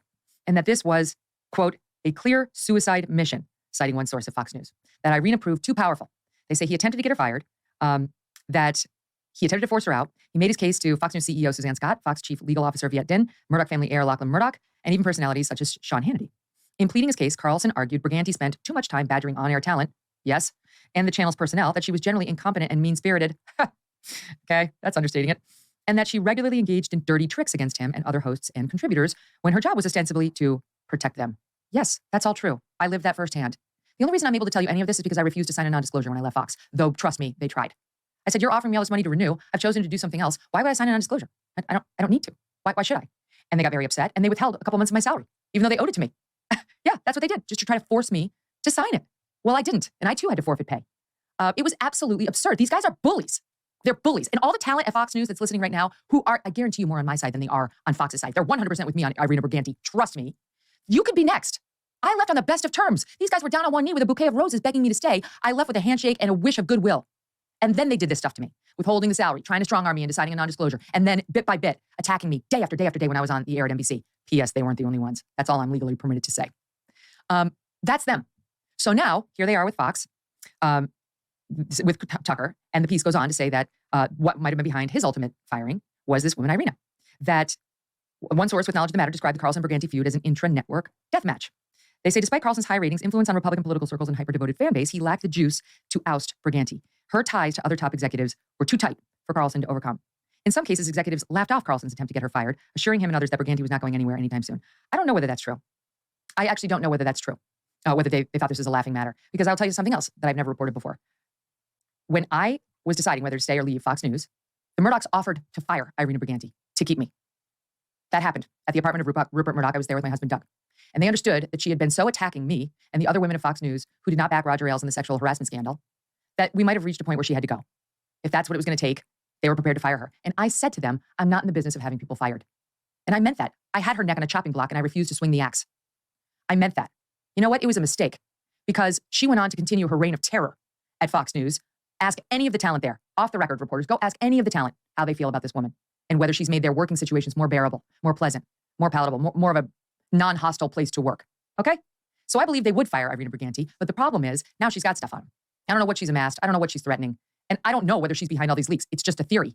I just know she's capable of it. She's done it to me repeatedly. She's done it to others repeatedly. Why wouldn't she do it to Tucker? Look. That's what I was thinking of. It's screw you. You do not dictate where I work elsewhere. Right. You pay me to perform a service, and that's it. Everything else beyond that is a matter of my individual liberty. So it really bothers me that the amazing this if a worker situation was like, exists. I will take this job, but you cannot hire another worker exactly. if I leave. Perfect. Yeah, perfect. They'd be like, that's insane. Yeah. That's not how this works.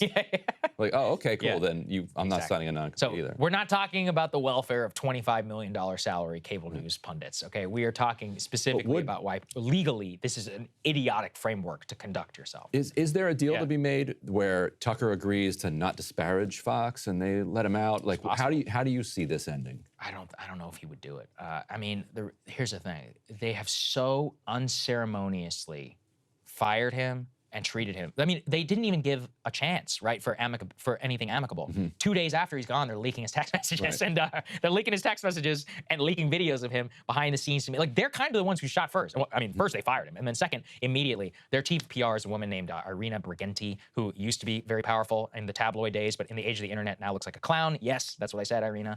And what it is that she thinks she's like this behind-the-scenes mastermind who determines Fox. It's very like Roger Ailes in terms of we wield power. But what they don't understand is you're not the only place to go anymore. Nobody cares at this point whether they get to go on cable television or not. I know. Saturday it hit, and the headline was, Tucker Carlson ready to torch Fox News. On the floor of the State House, when the legislature wanted to pass of reducing these mass events. By the way, if you would like to hear a Megyn Kelly show debate on gun control with both sides, Tucker Carlson is preparing to unleash allies to attack Fox News, in an effort to bully the network into letting him work for or start a right-wing rival. Sources close to Tucker tell Axios. Brian Friedman, this is the guy who represents me as well, the high-powered Hollywood lawyer Carlson retained for the contract dispute, told Axios.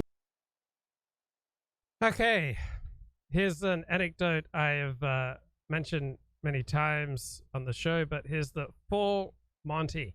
Right, this is from terrific 2015 book, The Israeli Mind, How the Israeli National Character Shapes Our World by Alon Grach.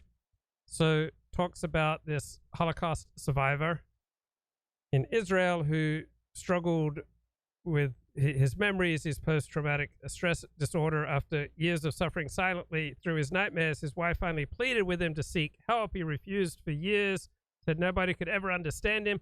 And his wife heard about a new form of treatment developed by a Dutch physician, Jan Bastians, at the Center for War Injuries in Leiden, Holland. She begged her husband to give it a try. This is circa 1968. He gave in.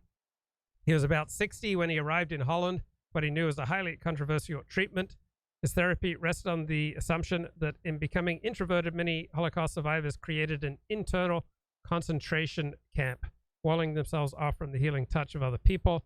A more questionable element in his approach was his use of LSD to break down the defenses. So LSD tends to sharpen perceptions.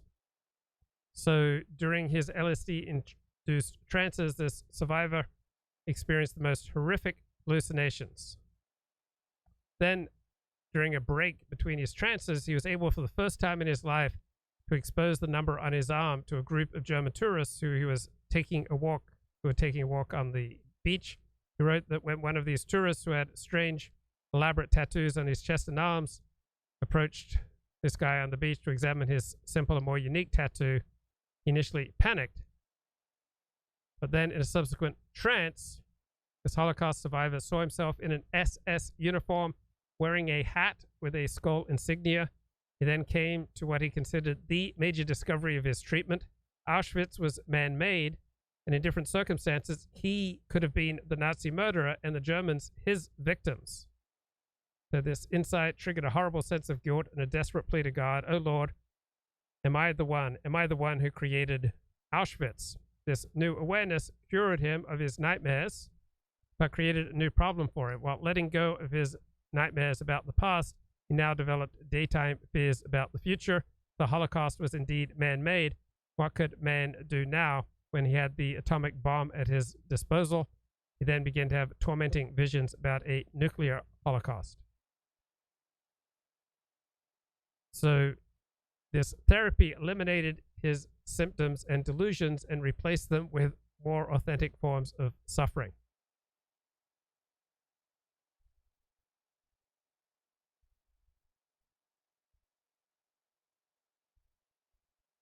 You're wondering, 40, what do you have next for me?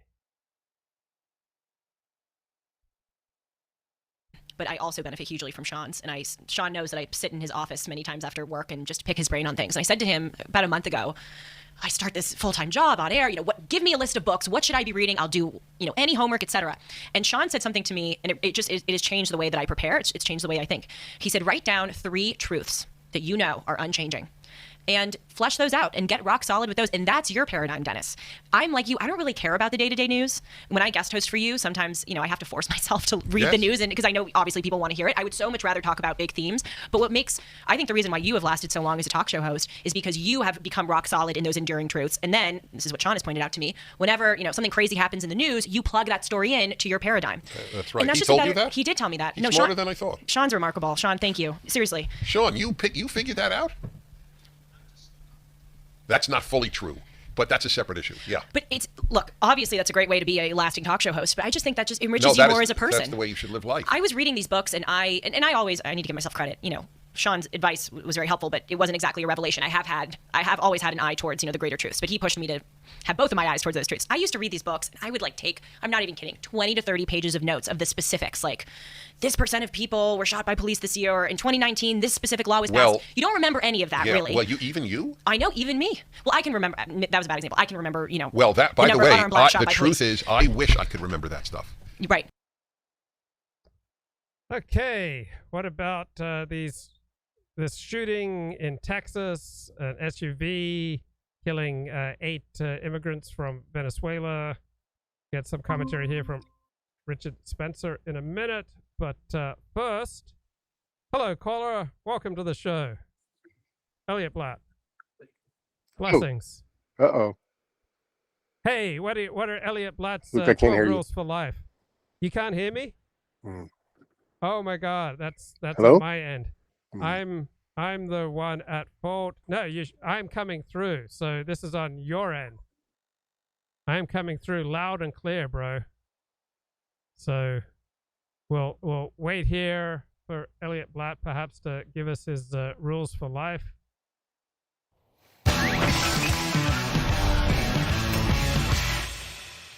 It's been a year since back surgery, and I'm back to the weights. I'm going to be even more ferocious than you ever even imagined. Just give me a couple months. Texts. Calvin from Georgia. Okay, that's a relief. Hope to get Elliot Black back on the show. Meanwhile, get a little bit of Richard Spencer. Grifter, the Ian Michael Chong type characters who are, from far off lands in Asia.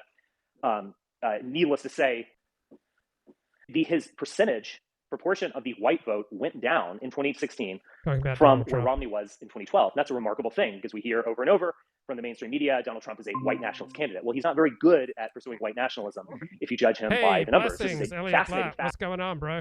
Blessing, Luke. Sorry. I just, I hate to tear everyone away from Dennis. But I had to call in. Great. So I was hoping you could help me. Are you in an epistemic black hole, bro? I'm trying to. I'm worried that I might be walking into one. So I'm hoping you can help me decide here. I've literally been on the fence about this for a week, but I'm debating whether or not to become a paying member of Chuck Johnson's Substack. Oh, are you easy. That's easy. There's no exclusive content if you're a paying member, so you have full access to everything, even without paying. Well, but you can join. No, I have an ulterior motive now. Okay. So, if you become a paying member, you can sort of join these conference calls, right? Oh, yeah. And participate. Which, and the only reason I would do it, it's very self-serving, but if he is who he says he is, he could be a really good networking opportunity for me. Yes. Right? But if he's not who he says he is, it just could be a dead end, and it's just a silly waste of time. So I've been consuming all of his content, and I go back and forth. I really it's the Christian don't know. thing to do. It's the Christian thing to do to throw him a few shekels, bro. Well, it's not the shekels. I'm worried about making. Let's put it this way. I made a lot of bad decisions because I consumed a lot of bad information on the internet, right? Yeah. It's like the decision you make about who to listen to and who to disregard is actually rather important. You can't enter into it casually. Yeah. So yeah, anyway, so that's where I am. That's I know your opinion. We don't need to rehash them, about Chuck. He's just he makes so many bold claims and you want to believe him, and it's am I does his worldview, is it sort of an epistemic black hole that I'm sort of, participating in just because I want life to be a lot more spicy and interesting than it actually is? Yeah, great question. What is my opinion on Chuck Johnson? Because he's a very complicated character. Well, that's your opinion, yeah. Okay, yeah, that's my opinion. So, and so I guess I'm trying to parse it. I'm reading it, and so anyway, that's where I'm at. I don't know how. I don't expect you to have an answer necessarily, but it's I'm subscribed to Richard Spencer, but he's on the cliff of me unsubscribing because I'm sure he's trembling in his boots and all, but the content is just boring, Luke. It's just fucking boring. Excuse my language. I know that you unsubscribed. Yeah, I did about 4 months ago. Okay, yeah. So I'm in my second month, right? And I keep tuning in thinking I'm going to get something interesting. And it's like this guy, Mark Brahmin, going on about mythology and hour upon hour. And I'm like, oh, God, it's not that interesting, bro. And it's like, it's all this just vague speculation. And I don't know. So anyway, so I'm basically going to jump spring, but Richard and Chuck sort of join forces sometimes and appear on the same podcast, and it's just kind of in a weird, interesting, offbeat idea space that I do like tapping into. Now that you're not sort of doing Wignet streams anymore, you like tapping it, don't you, bro? You'll tap that. It's like a cognitive load, Luke. I like that. I feel like I'm getting a cognitive load blown face. in my face. Yeah. Now, one thing you cannot say about Chuck Johnson is that he's boring. He is not boring. That's true. That's right. He's not boring. He's a very sexy guy. Well, yeah, no comment there. But he does sort of confess to a period of alcoholism. And when I hear that, I immediately, I think somebody coming out of alcoholism, they don't go immediately to sobriety. I think they go to politics as sort of a surrogate high, Yes. And it's like, and in that surrogate high, there's this sort of temptation towards grandiosity because they want the intensity of experience that alcohol used to bring them. They want that to be involved in politics. And I think this is sort of what drove Richard. I think Richard did harder drugs than just beyond alcohol. But there is a connection there. And that's what sort of makes me put Chuck Johnson in quotation marks more than I, would like to. And even if that wasn't true, it's impossible to listen to him for any length of time and not have a whole series of reservations about him. Right. And he's actually hiring. He has like a Silicon Valley company and he's hiring. And part of me thought, well, maybe I should just like apply and just get an interview with him and just see what's up and sort of draw him out on some of this stuff. And it was amazing. I thought that would be a bit He was selecting people who'd go to work in the Trump administration. Like he was the one for a few weeks who was overseeing hiring in the Trump administration. Is that the funniest thing ever?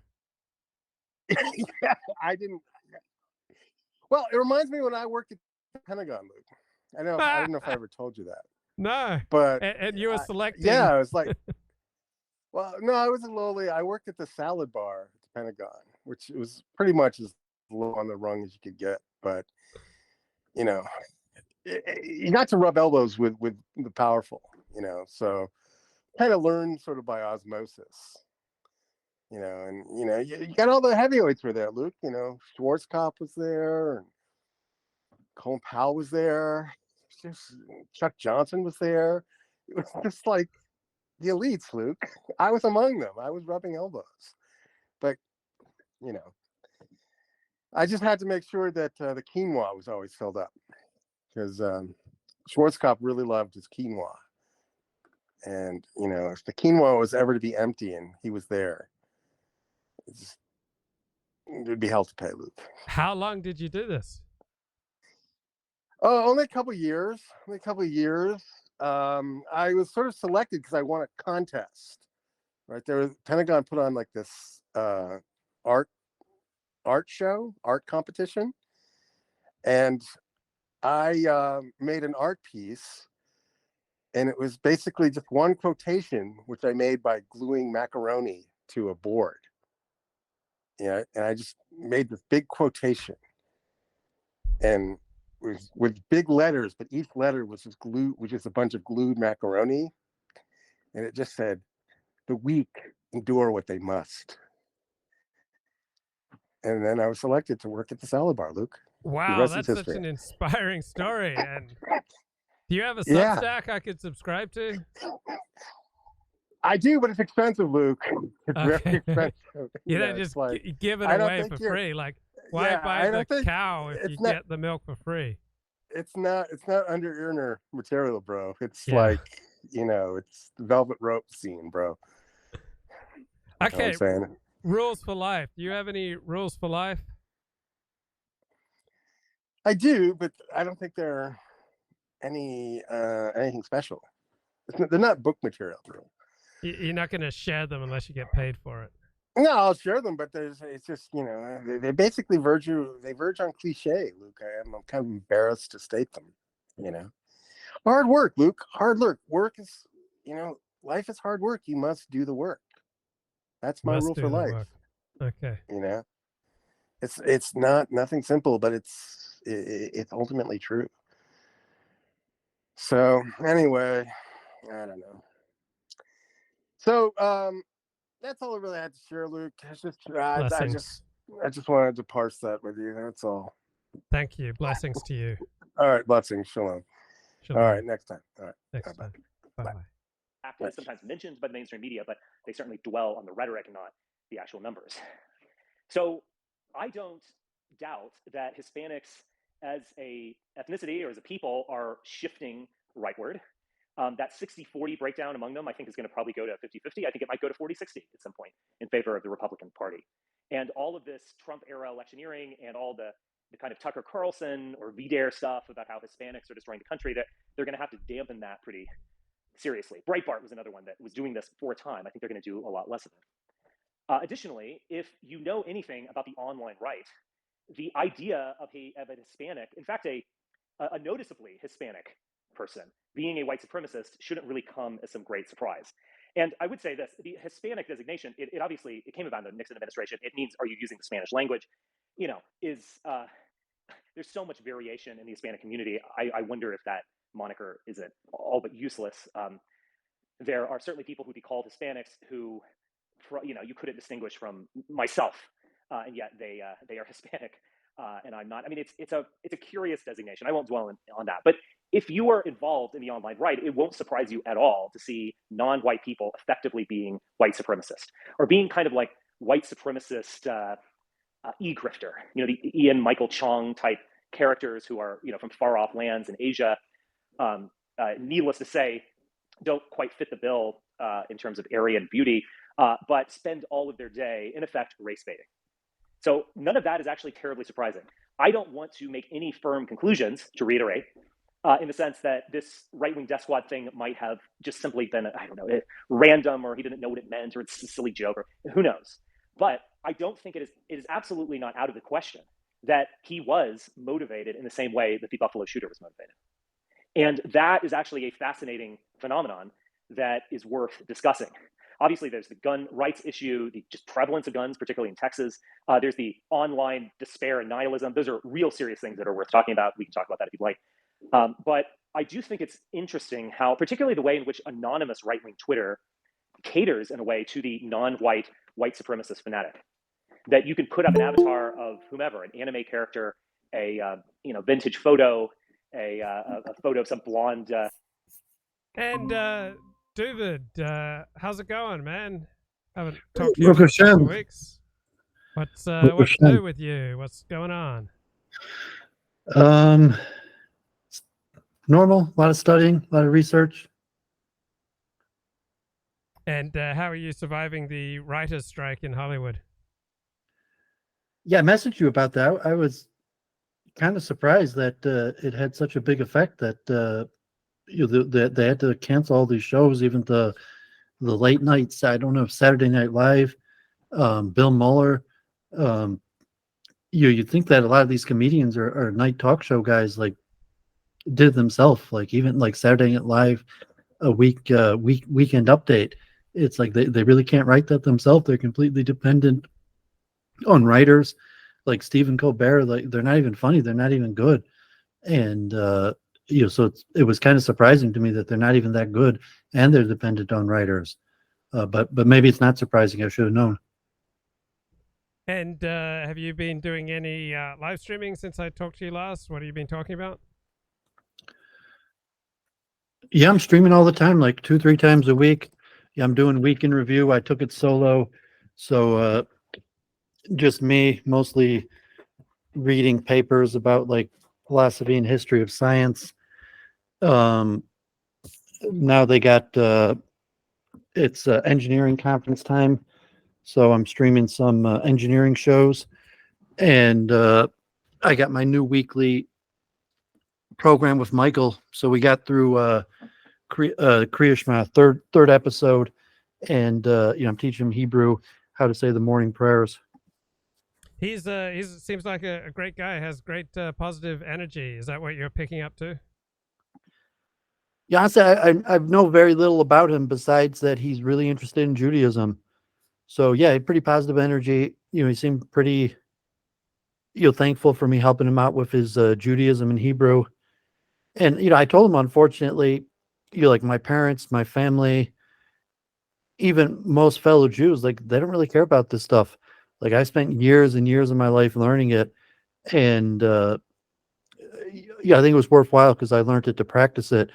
But almost no one ever asked me about that. I introduced him to my mom, and he was like, "My mom never asked me about this stuff. She doesn't think it's valuable." The Orthodox people, modern Orthodox, so I was trying to explain to him. Basically, you're taught to do this as a kid. So if you're Orthodox, you know how to do the prayers like by the time you're 13. And besides that, there's just a handful of Bali Tshuva or converts that find it interesting. Most Reformed conservative Jews don't really find any need to to learn this stuff. And so it's kind of like a godsend to finally someone come to me that was interested in Judaism. Like God forbid, like years, my YouTube channel, and like not a single person really came with a legitimate interest in Judaism. And especially Jews. Like I get so much pushback from fellow Jews that have almost no interest in this. Like even people they think I'm like a counter Semite. They question whether I'm Jewish or not, and it's like they don't care about this. I don't know if you have similar, or you're just used to it, or you didn't put so much effort into it to be surprised how little people value this. Good question. Well, I guess I primarily have an internal frame of reference. So when I do a good show, like I feel it and I sense it and I value it even if nobody else gives me feedback on it. And so it's wonderful to hear someone else value it too. But I think I primarily have an internal frame of reference to gauge the value of what I'm doing. So, for example, much of the last few days, aside from Shabbos, I've just been working on a writing project, and no one externally has valued it, but I value it, and so it has meaning to me. Any thoughts on that difference between an internal versus an external frame of reference for trying to evaluate things? Yeah, I mean, definitely. Like most of what I do, I only have internal validation. Although it's more powerful to have external validation, and something like Judaism's a communal religion. So like like I get viewership, a handful of people in the chat, and so I keep on streaming. Someone reached out actually locally to interview me, saw me on this Defense Politics Asia program talking about the war in Ukraine, and reached out to interview me. So I'm gonna have him in my house a few weeks from now. So it took a few years, but I don't know if you want to go down the route of Judaism, like because like I didn't learn it necessarily to teach, although I had dreams of maybe like being a rabbi. I learned it more because I just thought I should know the stuff I wanted to know. I wanted to be able to participate. I wanted to be able to connect to God. I mean, how did you learn? How did you learn the prayers? Did someone like me sit with you and like go teach you word for word? Did you do like I jumped in. I jumped in feet first, so I was going to Minyan every morning, and on Friday nights, and Shabbos morning, and Shabbos afternoon, and so just and taking Hebrew classes, and I was taking classes with the Hebrew school with the children. Like I was just taking everything that was available to me. So, I mean, did you have people coming? You were in the synagogue culture. I was mentioning it to Michael that would be kind enough, so to say, like, what does this word mean? Or, kind of like simple questions, like almost elementary level questions. So you were happy to humble yourself and, just walk around synagogue and ask, like, people elementary Hebrew grammar questions, like, what does this word mean? No, I didn't do that. I took classes. So I went to school with, I don't know, 7-year-old, 8-year-old, 9-year-old kids. I went to classes with adults. I went to every class, every minion, everything they had available. I was living across the street from the synagogue. So I didn't bother people, I didn't ask, people questions, generally speaking. I just went to all the classes that were available, read all the books, took advantage of audio visual programs, learning the language, learning the prayers. I just took advantage of everything. You're bolstering my point that, like, if you're Orthodox, you learned this stuff as a kid, like definitely before you're 13, like, 8, 9, 10 years old. And the only people besides that are really like a handful of Bali Tshuva that would have had no Hebrew background, or Garum. And in Metro Detroit, there's not enough that there's even like a class for Bali Tshuva and Garum. Maybe in New York City, even in New York City and Israel, there's not even really enough people to put, like maybe like Yeshiva or Samak or special Bali Tshuva yeshivas in Israel, they specialize in it. But you're saying like in LA, even with the hundreds of thousands of Jews, like you had to sit with 10-year-old kids because there's not even enough like Garum or Bali Tshuva that they had an adult class on this stuff. No, I'm talking about Sacramento and Orlando, Florida. Okay, but I mean, in LA, is there such a thing as like an adult class? So I mean, you did what you had to do, and that meant like sitting in a class with 10-year-olds. Yeah, I mean, I just took every opportunity, and then when I came to LA, there was just an absolute plethora of opportunities, classes, minyanim. There's absolutely everything that you could want. What you're saying, there are adult classes to you teach just the Yes. basic how to say the prayers in Hebrew? Yes. Yeah. So I've enjoyed doing it, like, refreshing my memory. So, like, Michael reached out in stream, so we came up, it's like, let's start with going through the prayers. And, so it's been refreshing to me just to someone, had I don't call it like, because a lot of people have a mutual love of Judaism, but like a mutual love of just saying the prayers.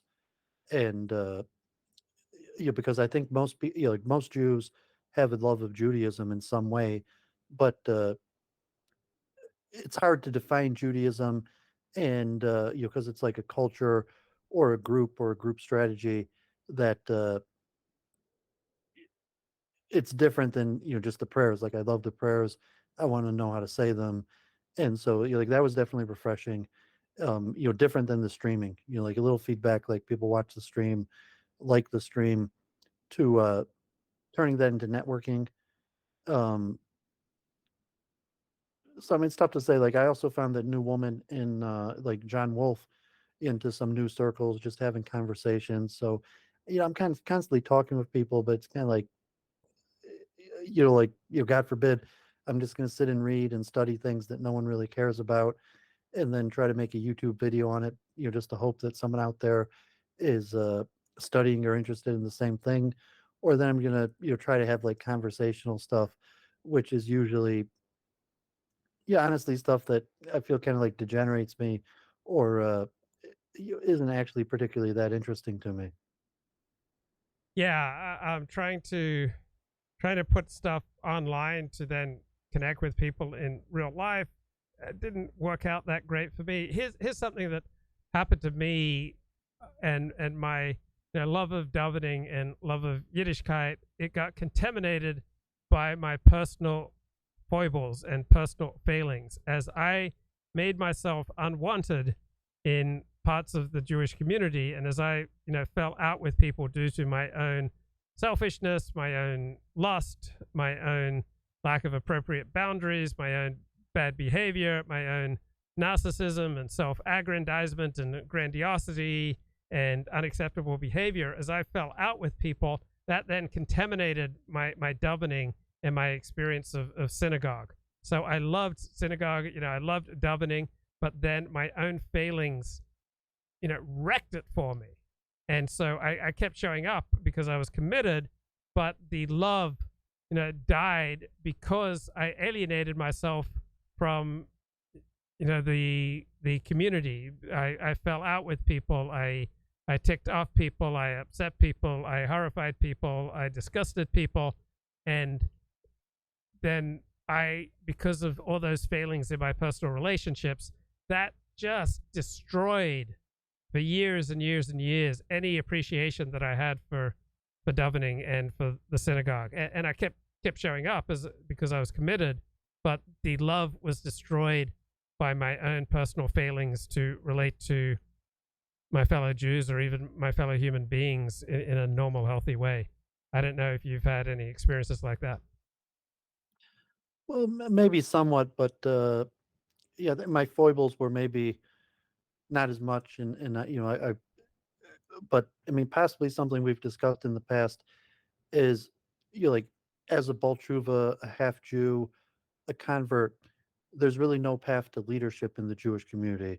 So you could be useful to the Jewish community, and it's often through performing menial tasks. And also in the Jewish community, there's no shortage of leadership. Like, almost any synagogue has like countless like junior rabbis, and there's so many Jewish organizations that have like official spokesmen on the Jewish community. So there would never be a venue like, to be a leader of the Jewish community, to speak on behalf of the Jewish community. Um, and I think we've discussed this many times. However, in our day-to-day activity, we constantly meet people that don't know much about the Jewish community, and ask us questions about, like, every day I meet people that ask me questions about Judaism, and I love being Jewish. I love answering them. And then you come to saying like, well, are you an embarrassment to the community? Are you properly representing the community? And the tendency for for people to push you off, so to say, in the community. And you could say, okay, that's through my own bad behavior, sinful behavior, or if it's just through like a leadership thing, that there's no path to leadership for us in the Jewish community. So what do we do about that? So we stream. We love talking about it. We talk mostly with people who aren't connected to the Jewish community.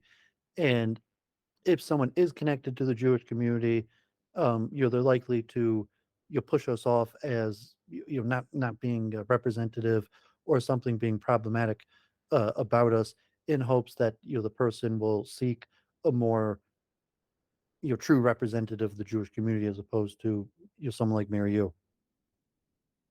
Yeah. So let me try to understand more about what you're saying. So yeah, we're obviously we're not the greatest role models for Yiddishkeit, for Judaism. We're not the most knowledgeable Jews, but for some people, they might find us interesting, entertaining, or moving. They might connect with our struggles, but obviously they're more learned and more accomplished people than us, both online and in the real world. But it's really hard to maintain an enthusiasm for Judaism if you're not enthused about the community and the community's not enthused about you. If the community is not enthused about you, you will pick that up very quickly. You'll not be able to run away from that realization the community is not enthused about you.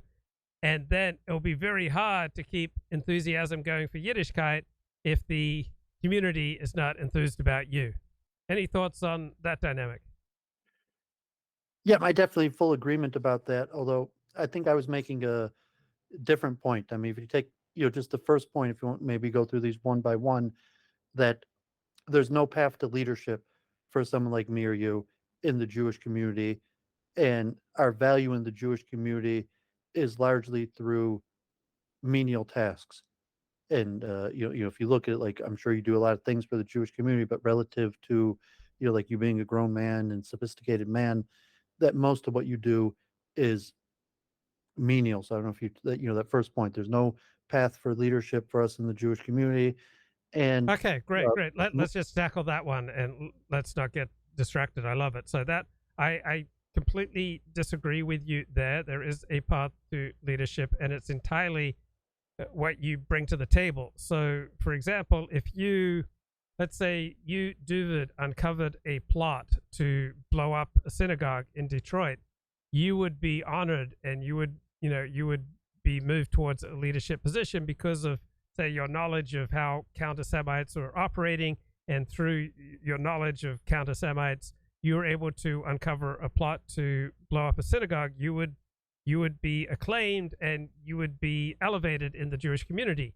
And on my hand, when I have released important information, such as that certain rabbi has got extensive sexual misbehavior in his background, information that's not publicly known, that elevates me in the Jewish community to the extent that I provide information that helps people stay safe, helps people stay aware of predators, helps move predators out of leadership positions. When my reporting is, say, knocking down predatory rabbis like 10 pins, that does elevate me to a position of unofficial leadership in the Jewish community. Not that I'm ever the number one Jew in Los Angeles. There are 600,000 Jews here, but when I come through with a series of revelations about predatory rabbis that knocks them out of a position to be predatory, there's a substantial unofficial position of leadership that then connects me to almost anyone that I want to interact with in Jewish life. So leaders of all sorts of different parts of Orthodox Judaism were reading what I was writing and communicating with me offline due to the importance of what I was revealing. Now, just as a bachelor, walking into synagogue, no status, 56-year-old bachelor walking into synagogue. But if I am revealing and releasing exclusive information that's only, on my videos or on my website, that is making a substantial difference in people's lives, alerting them to predators, sexual, financial, or otherwise, that unofficially elevates me into communication with, an unlimited number of powerful people. So I disagree with your points. I do think that we could have as much leadership or power as we deserve through the merits of whatever it is that we're doing. If we're producing something that's of great value to people and is changing people's lives and protecting them from evil, then people will be, get in touch, will be appropriately grateful. Any thoughts? Yeah, I don't disagree with what you're saying, but I think it's a different point that I'm making, and I'm saying that's not a path to leadership. You say, okay, you could be, or we could be well respected, well liked, and even a hero in the community. Say like, oh, you could do something that would even make you a hero in the Orthodox community, but it's not leadership. And even informal leadership, I'm not sure I'd even call it that. And then you focus mostly on your examples that would be something of protecting the community from negative things, as opposed to traditional, leadership, like in terms of rabbi, head of an organization, spokesman for the community, meeting, representing the community for something positive. So even the examples that you gave are on the negative end, and it's not really leadership. Although, I could go on and on in agreement with what you're saying, and even more so that you could be considered a hero and well liked within the Orthodox community as a convert or Baal Tshuva. Although I don't think anything that you said negated what I said, that there's no path to leadership. Yeah, I completely disagree, because leadership is not just official. All right, just like, here's a good analogy. 2,000 years ago, the priests in the gorgeous robes, conducting animal sacrifice in the Holy Temple in Jerusalem, to non-Jews, these would be the leaders of the Jewish community. But the real leaders of the Jewish community 2,000 years ago didn't wear gorgeous clothing, and they were not publicly officiating anything. They were carrying water, they were making shoes, they were doing the most menial of tasks, but because they had special knowledge, right, knowledge of the Torah and the oral traditions of the Torah, right, they were increasingly looked to by the people. So at various times in my experience in Los Angeles Judaism, hundreds of Orthodox Jews looked to me for valuable information about what was really going on in the community. So when I expose a charlatan, when I expose people who have, the fancy titles and the official positions of power.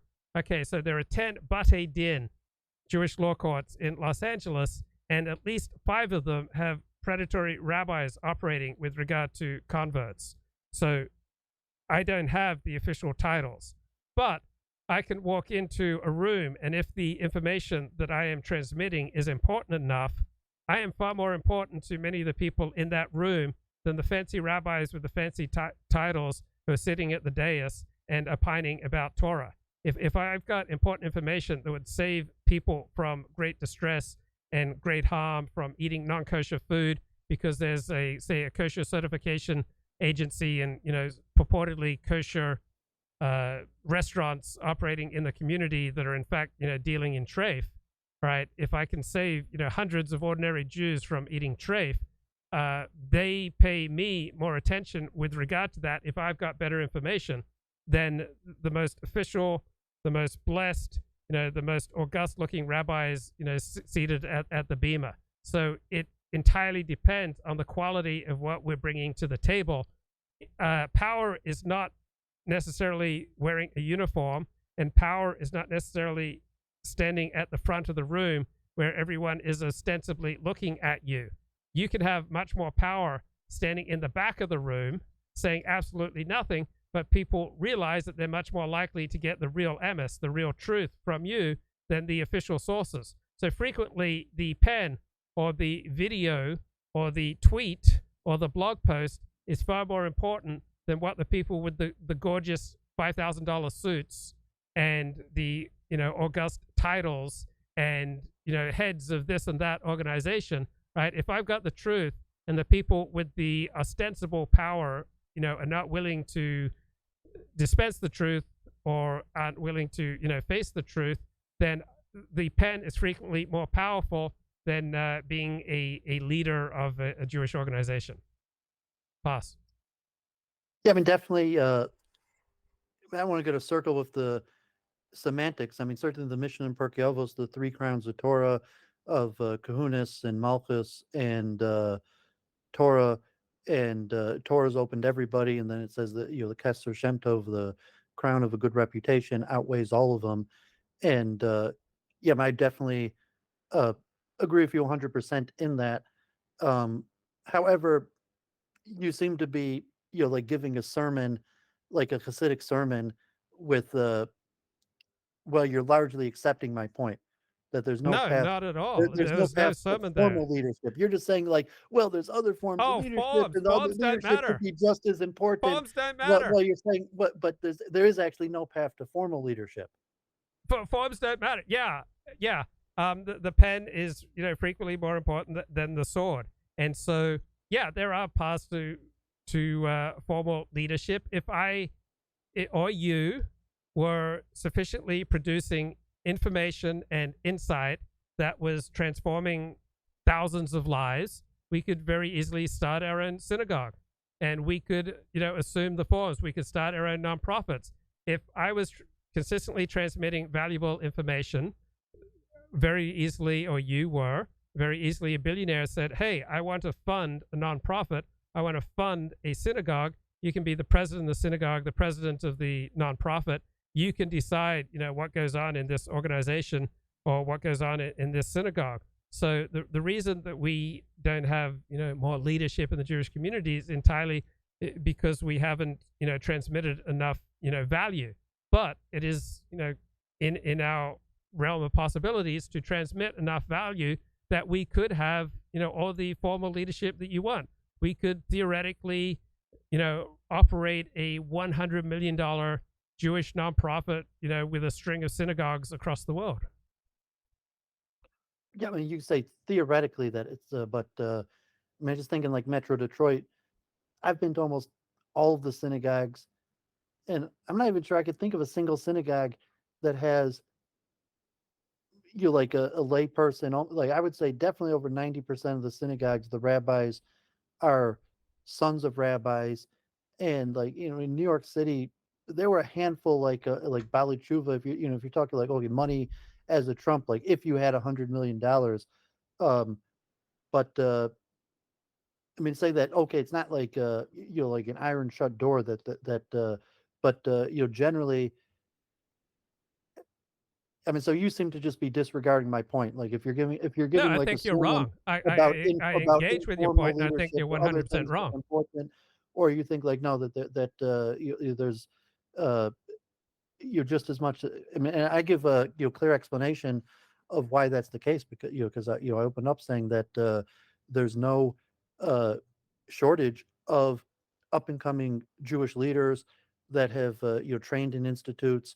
Most rabbis and Jewish communal leaders have a bunch of kids that are just waiting to fill leadership positions in the Jewish community, and it makes it near impossible for formal leadership. Although granting all your points about informal leadership or reputation in the community, but I say like the average rabbi in your community, the average community leader in your community has a bunch of kids that are just waiting to take leadership positions, and there's not much room for outsiders to move into that, even if you become a hero in the community. So I could think of people that were heroes in the community, and we could lead into the second point I was making about. No, I don't want to get to the second point yet. Let me just push back on you there. So sometimes I've been at a Shabbat table, and the rabbi, say the head of the synagogue, the head of the table,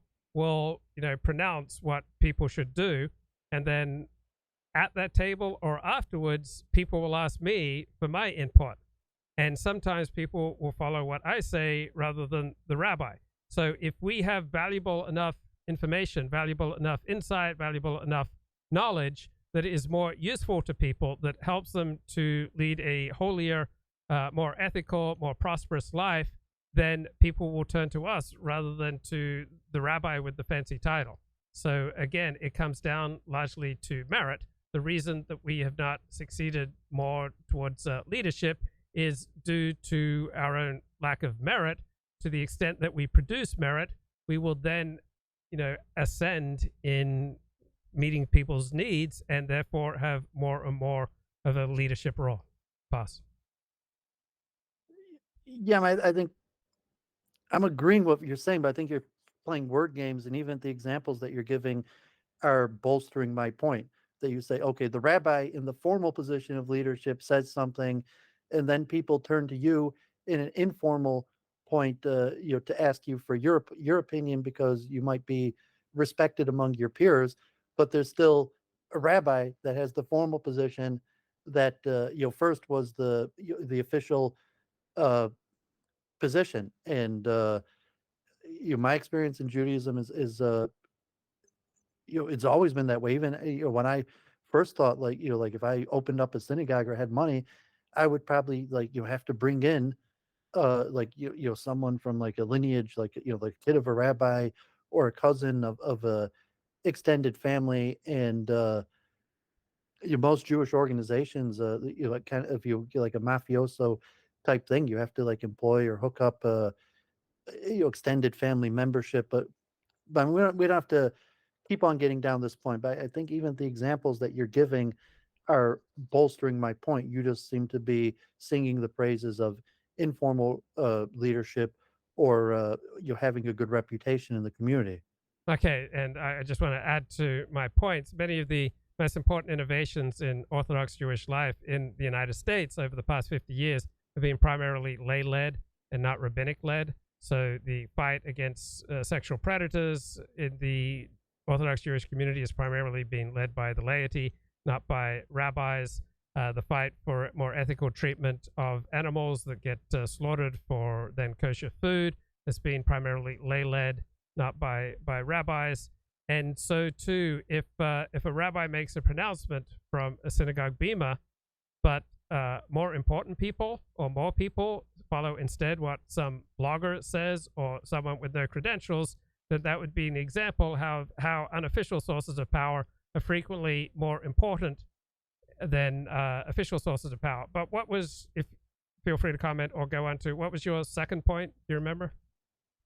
Well, that the value to the community is largely performing menial tasks, and think personally, even now, if I was going to do something for the community, it would probably be menial tasks. I'm saying there's no value to performing menial tasks, but like in a synagogue, someone has to clean up and set up the food, and certainly in New York, where I progressed from cleaning up the synagogue to driving to construction type things, to where eventually I was doing more chashuv, important things like teaching people how to use.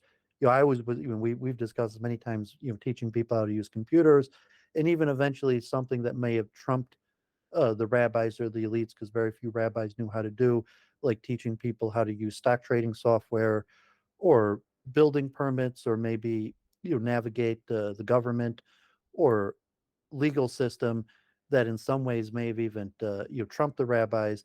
But saying that, and even from the what you said, what you've shared about yourself, that most of what you do for the community, I don't know if you consider it too a pejorative to say menial, and even the stuff that maybe you're a hero for is, I mean, God forbid, like outing perverts, or something, like like something that it's not menial, but it's somewhat on like the negative side, like, because like, okay, like you're a hero because you helped out like a child molester or something. It's important, you could be a hero in the community, but like I might still put that in like a menial type thing. I don't know if you agree with that, like most of what you do for the Jewish community is on a menial side. Yeah, I'm not sure I agree with it, but I'm not going to disagree with it either. I mean, there's things that I've contributed to the community just from things that I've written on my blog, or information that I've transmitted through social media, or entertainment that I provided in a video, or open people up to new sources of knowledge that they weren't previously aware of. So I don't consider any of that menial. At the same time, I'm happy to pitch in with menial, just as every community. All right, you need people to do menial tasks. So let me think of another way of phrasing it. So let's say that I had it, and I do not have this gift, but if I had the gift of fundraising, right, the Jewish community would not want to see me wasting my talents doing menial tasks. And if you had the gift of fundraising, no Jewish community would want to keep you from that. So depending on what we have to offer, the Jewish community is incredibly pragmatic. So if we were doctors and we could save people's lives, the Jewish community would want us to do that. If we were tremendous fundraisers, the Jewish community would want us to focus on that. If we had search engine optimization skills that were unique and valuable, then the Jewish community would want us to do that. If we were wired into the political scene, or the economic scene, or the banking scene, or the entertainment industry, the Jewish community would want us to do that. So I don't like to exaggerate my role in the Jewish community. So I'm only going to talk overwhelmingly about menial things. That's all I'll talk about publicly. But there are other ways that are not menial that I've been able to contribute to the Jewish community, but I'm not going to stand here and talk about heroic things that I've done that aren't menial. I just don't find that appropriate. So really, the only things that I'd feel, generally speaking, free to share would be the menial side. But depending on how valuable we can be to the community, the Jewish community is incredibly pragmatic. Any thoughts? Oh yeah, I mean, definitely. And maybe if we pivot back, because I was mentioning, okay, like like Michael being like a godsend, because you're like, okay, relatively, I consider myself pretty knowledgeable. I went to Orthodox schools. I finished all of Talmud. I spent 3 years in yeshiva in Jerusalem, and many years serving rabbis, and Although I'm not a rabbi in that sense, but compared to the larger Jewish community, like even someone like you, who never formally studied in yeshiva, like you did, finish Talmud, you you probably know significantly more than the vast majority of just Jews. But I would say, however, that knowledge of yours is not necessarily valuable to most Jews. And then, back to the leadership, where most Jews have well-defined leadership. So even the Federation, Jewish organizations, not just like the ADL or ZOA, AJC, Jewish Community Relations Council, Reform synagogues, conservative synagogues. Even if in many ways you might be more knowledgeable about Judaism, they have extremely well-defined Judaism. So that was, my point to say, every day I speak to people that hardly know any Jews, are interested in Judaism, and ask me questions about it. Although, it becomes a distance to say, well, what is my standing in the Jewish community? And, and I'm not sure if you're, like maybe earlier in your younger years, or if that's still your case, where every day, all the time, or streaming, when you have bigger numbers, where you're constantly meeting people that they're into Judaism, and they have a bunch of questions to ask you, and verse. I mean, maybe we should go first to the point about the larger secular, Reform, conservative Jewish community that you may know more in terms of being an Orthodox Jew, but they may not value that information and have clearly defined community leaders. Right. So there are people who've converted to Judaism for whom I've played a pivotal role. Like I've, helped them along the way. They've found, the advice that I dispensed useful. It helped them to be more effective at navigating, particularly challenging process. So, for those people, I played a role. For other people, say coming back to Judaism from a more secular life, I've sometimes played a key role in them, discovering the beauties of traditional Judaism. But I had something else that kind of struck me when I just first started talking to you tonight. I've never seen you so happy. You seem really light and happy. Is that a fair analysis of what's going on with you? I'm not sure. Maybe I just did physical labor. Maybe, I was doing some gardening, and I mowed my lawn today. So, I'm not sure I particularly feel any different than I usually feel, but if it's coming maybe from, you just got me coming in from my garden, and, I didn't plant my garden yet, but I'm tipping my soil. But I guess, thanks, appreciate that. There's a lightness to you today that I don't normally see, and I think it's because you found a new friend in Michael, for whom you can really help him out. You can genuinely make a contribution, and it seems to have really, improved the quality of your life. Oh yeah, I even said he's like a godsend. Yeah. And so I mentioned, like, okay, like I spent years at the downtown synagogue trying to build up a minyan, and then they turned in a different direction. And that's what I was saying, like they have no dearth of leadership. Saying like relatively, like half the people that go there are like on the payroll of some Jewish organization, and they don't particularly value my knowledge base. And yeah, so it kind of be like a drag. And being because I still love Judaism, and trying to fit in the Orthodox community, that's very difficult. And like I was saying, like, okay, I'm going to go to the Orthodox community, and I'm going to be doing kind of like menial stuff, or uh consider like not really valued within my skill set, or to the more larger Jewish community where people don't really care about the learning Torah or the prayers. So yeah, Michael was like a lifeline from God to that someone would actually be interested in this stuff. And then I guess enough on the outside that because he kind of just wants to learn this stuff, so I'm happy to share it. So we haven't even discussed like the Jewish community at large, and he's coming from pretty far out into the suburbs. That he's he's not really connected to any of so to say, the formal Jewish community. So there's no politics. So he just discuss love of Judaism, the prayer, Torah, politics free, and God forbid, I think of my friend Deshaun, who I've streamed with a few times from Detroit, and he's learned a little bit of Torah, but I think like all I really talk with him about is like Jewish politics and like communal affairs, and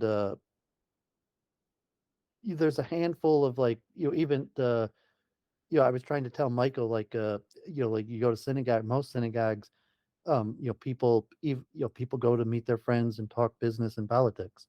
They might say the prayers, but like generally even the Orthodox synagogues, there might be a few handful like serious ones, but they don't really take the prayers that seriously. And I stand out as a Baal Tshuva, and he would stand out as a convert by taking the prayers seriously. And then think about it, like I mean, just culturally, like most Orthodox Jews, it's a social thing that they go to synagogue to meet their friends and talk business and politics. Okay, I think we've got a lot of stuff here that we can talk about in future streams. So I really like the direction of tonight's stream, but I'm getting hungry. Any final words for tonight, Dooovid? Yeah, God bless. Tonight's Log Beomer, Rebbe Shimon Bar Yochai. Rebbe Shimon Bar Yochai's special merit was to see the good in every person. He could even, so to say, free people from hell, the worst sinners. And yeah, I love Judaism, but the mired of the politics, and I don't mean like trying to put myself out there as a leader, but you're just in the streaming that it's like tough work, and you bump into harsh personalities, and just probably why I gravitate towards converts, to just people who share some sort of mutual love of Judaism, like like oh, this thing I was reading. And so, yeah, always appreciate the conversations. God bless, and happy Log Bomer. Yes, take care, everyone. Bye-bye.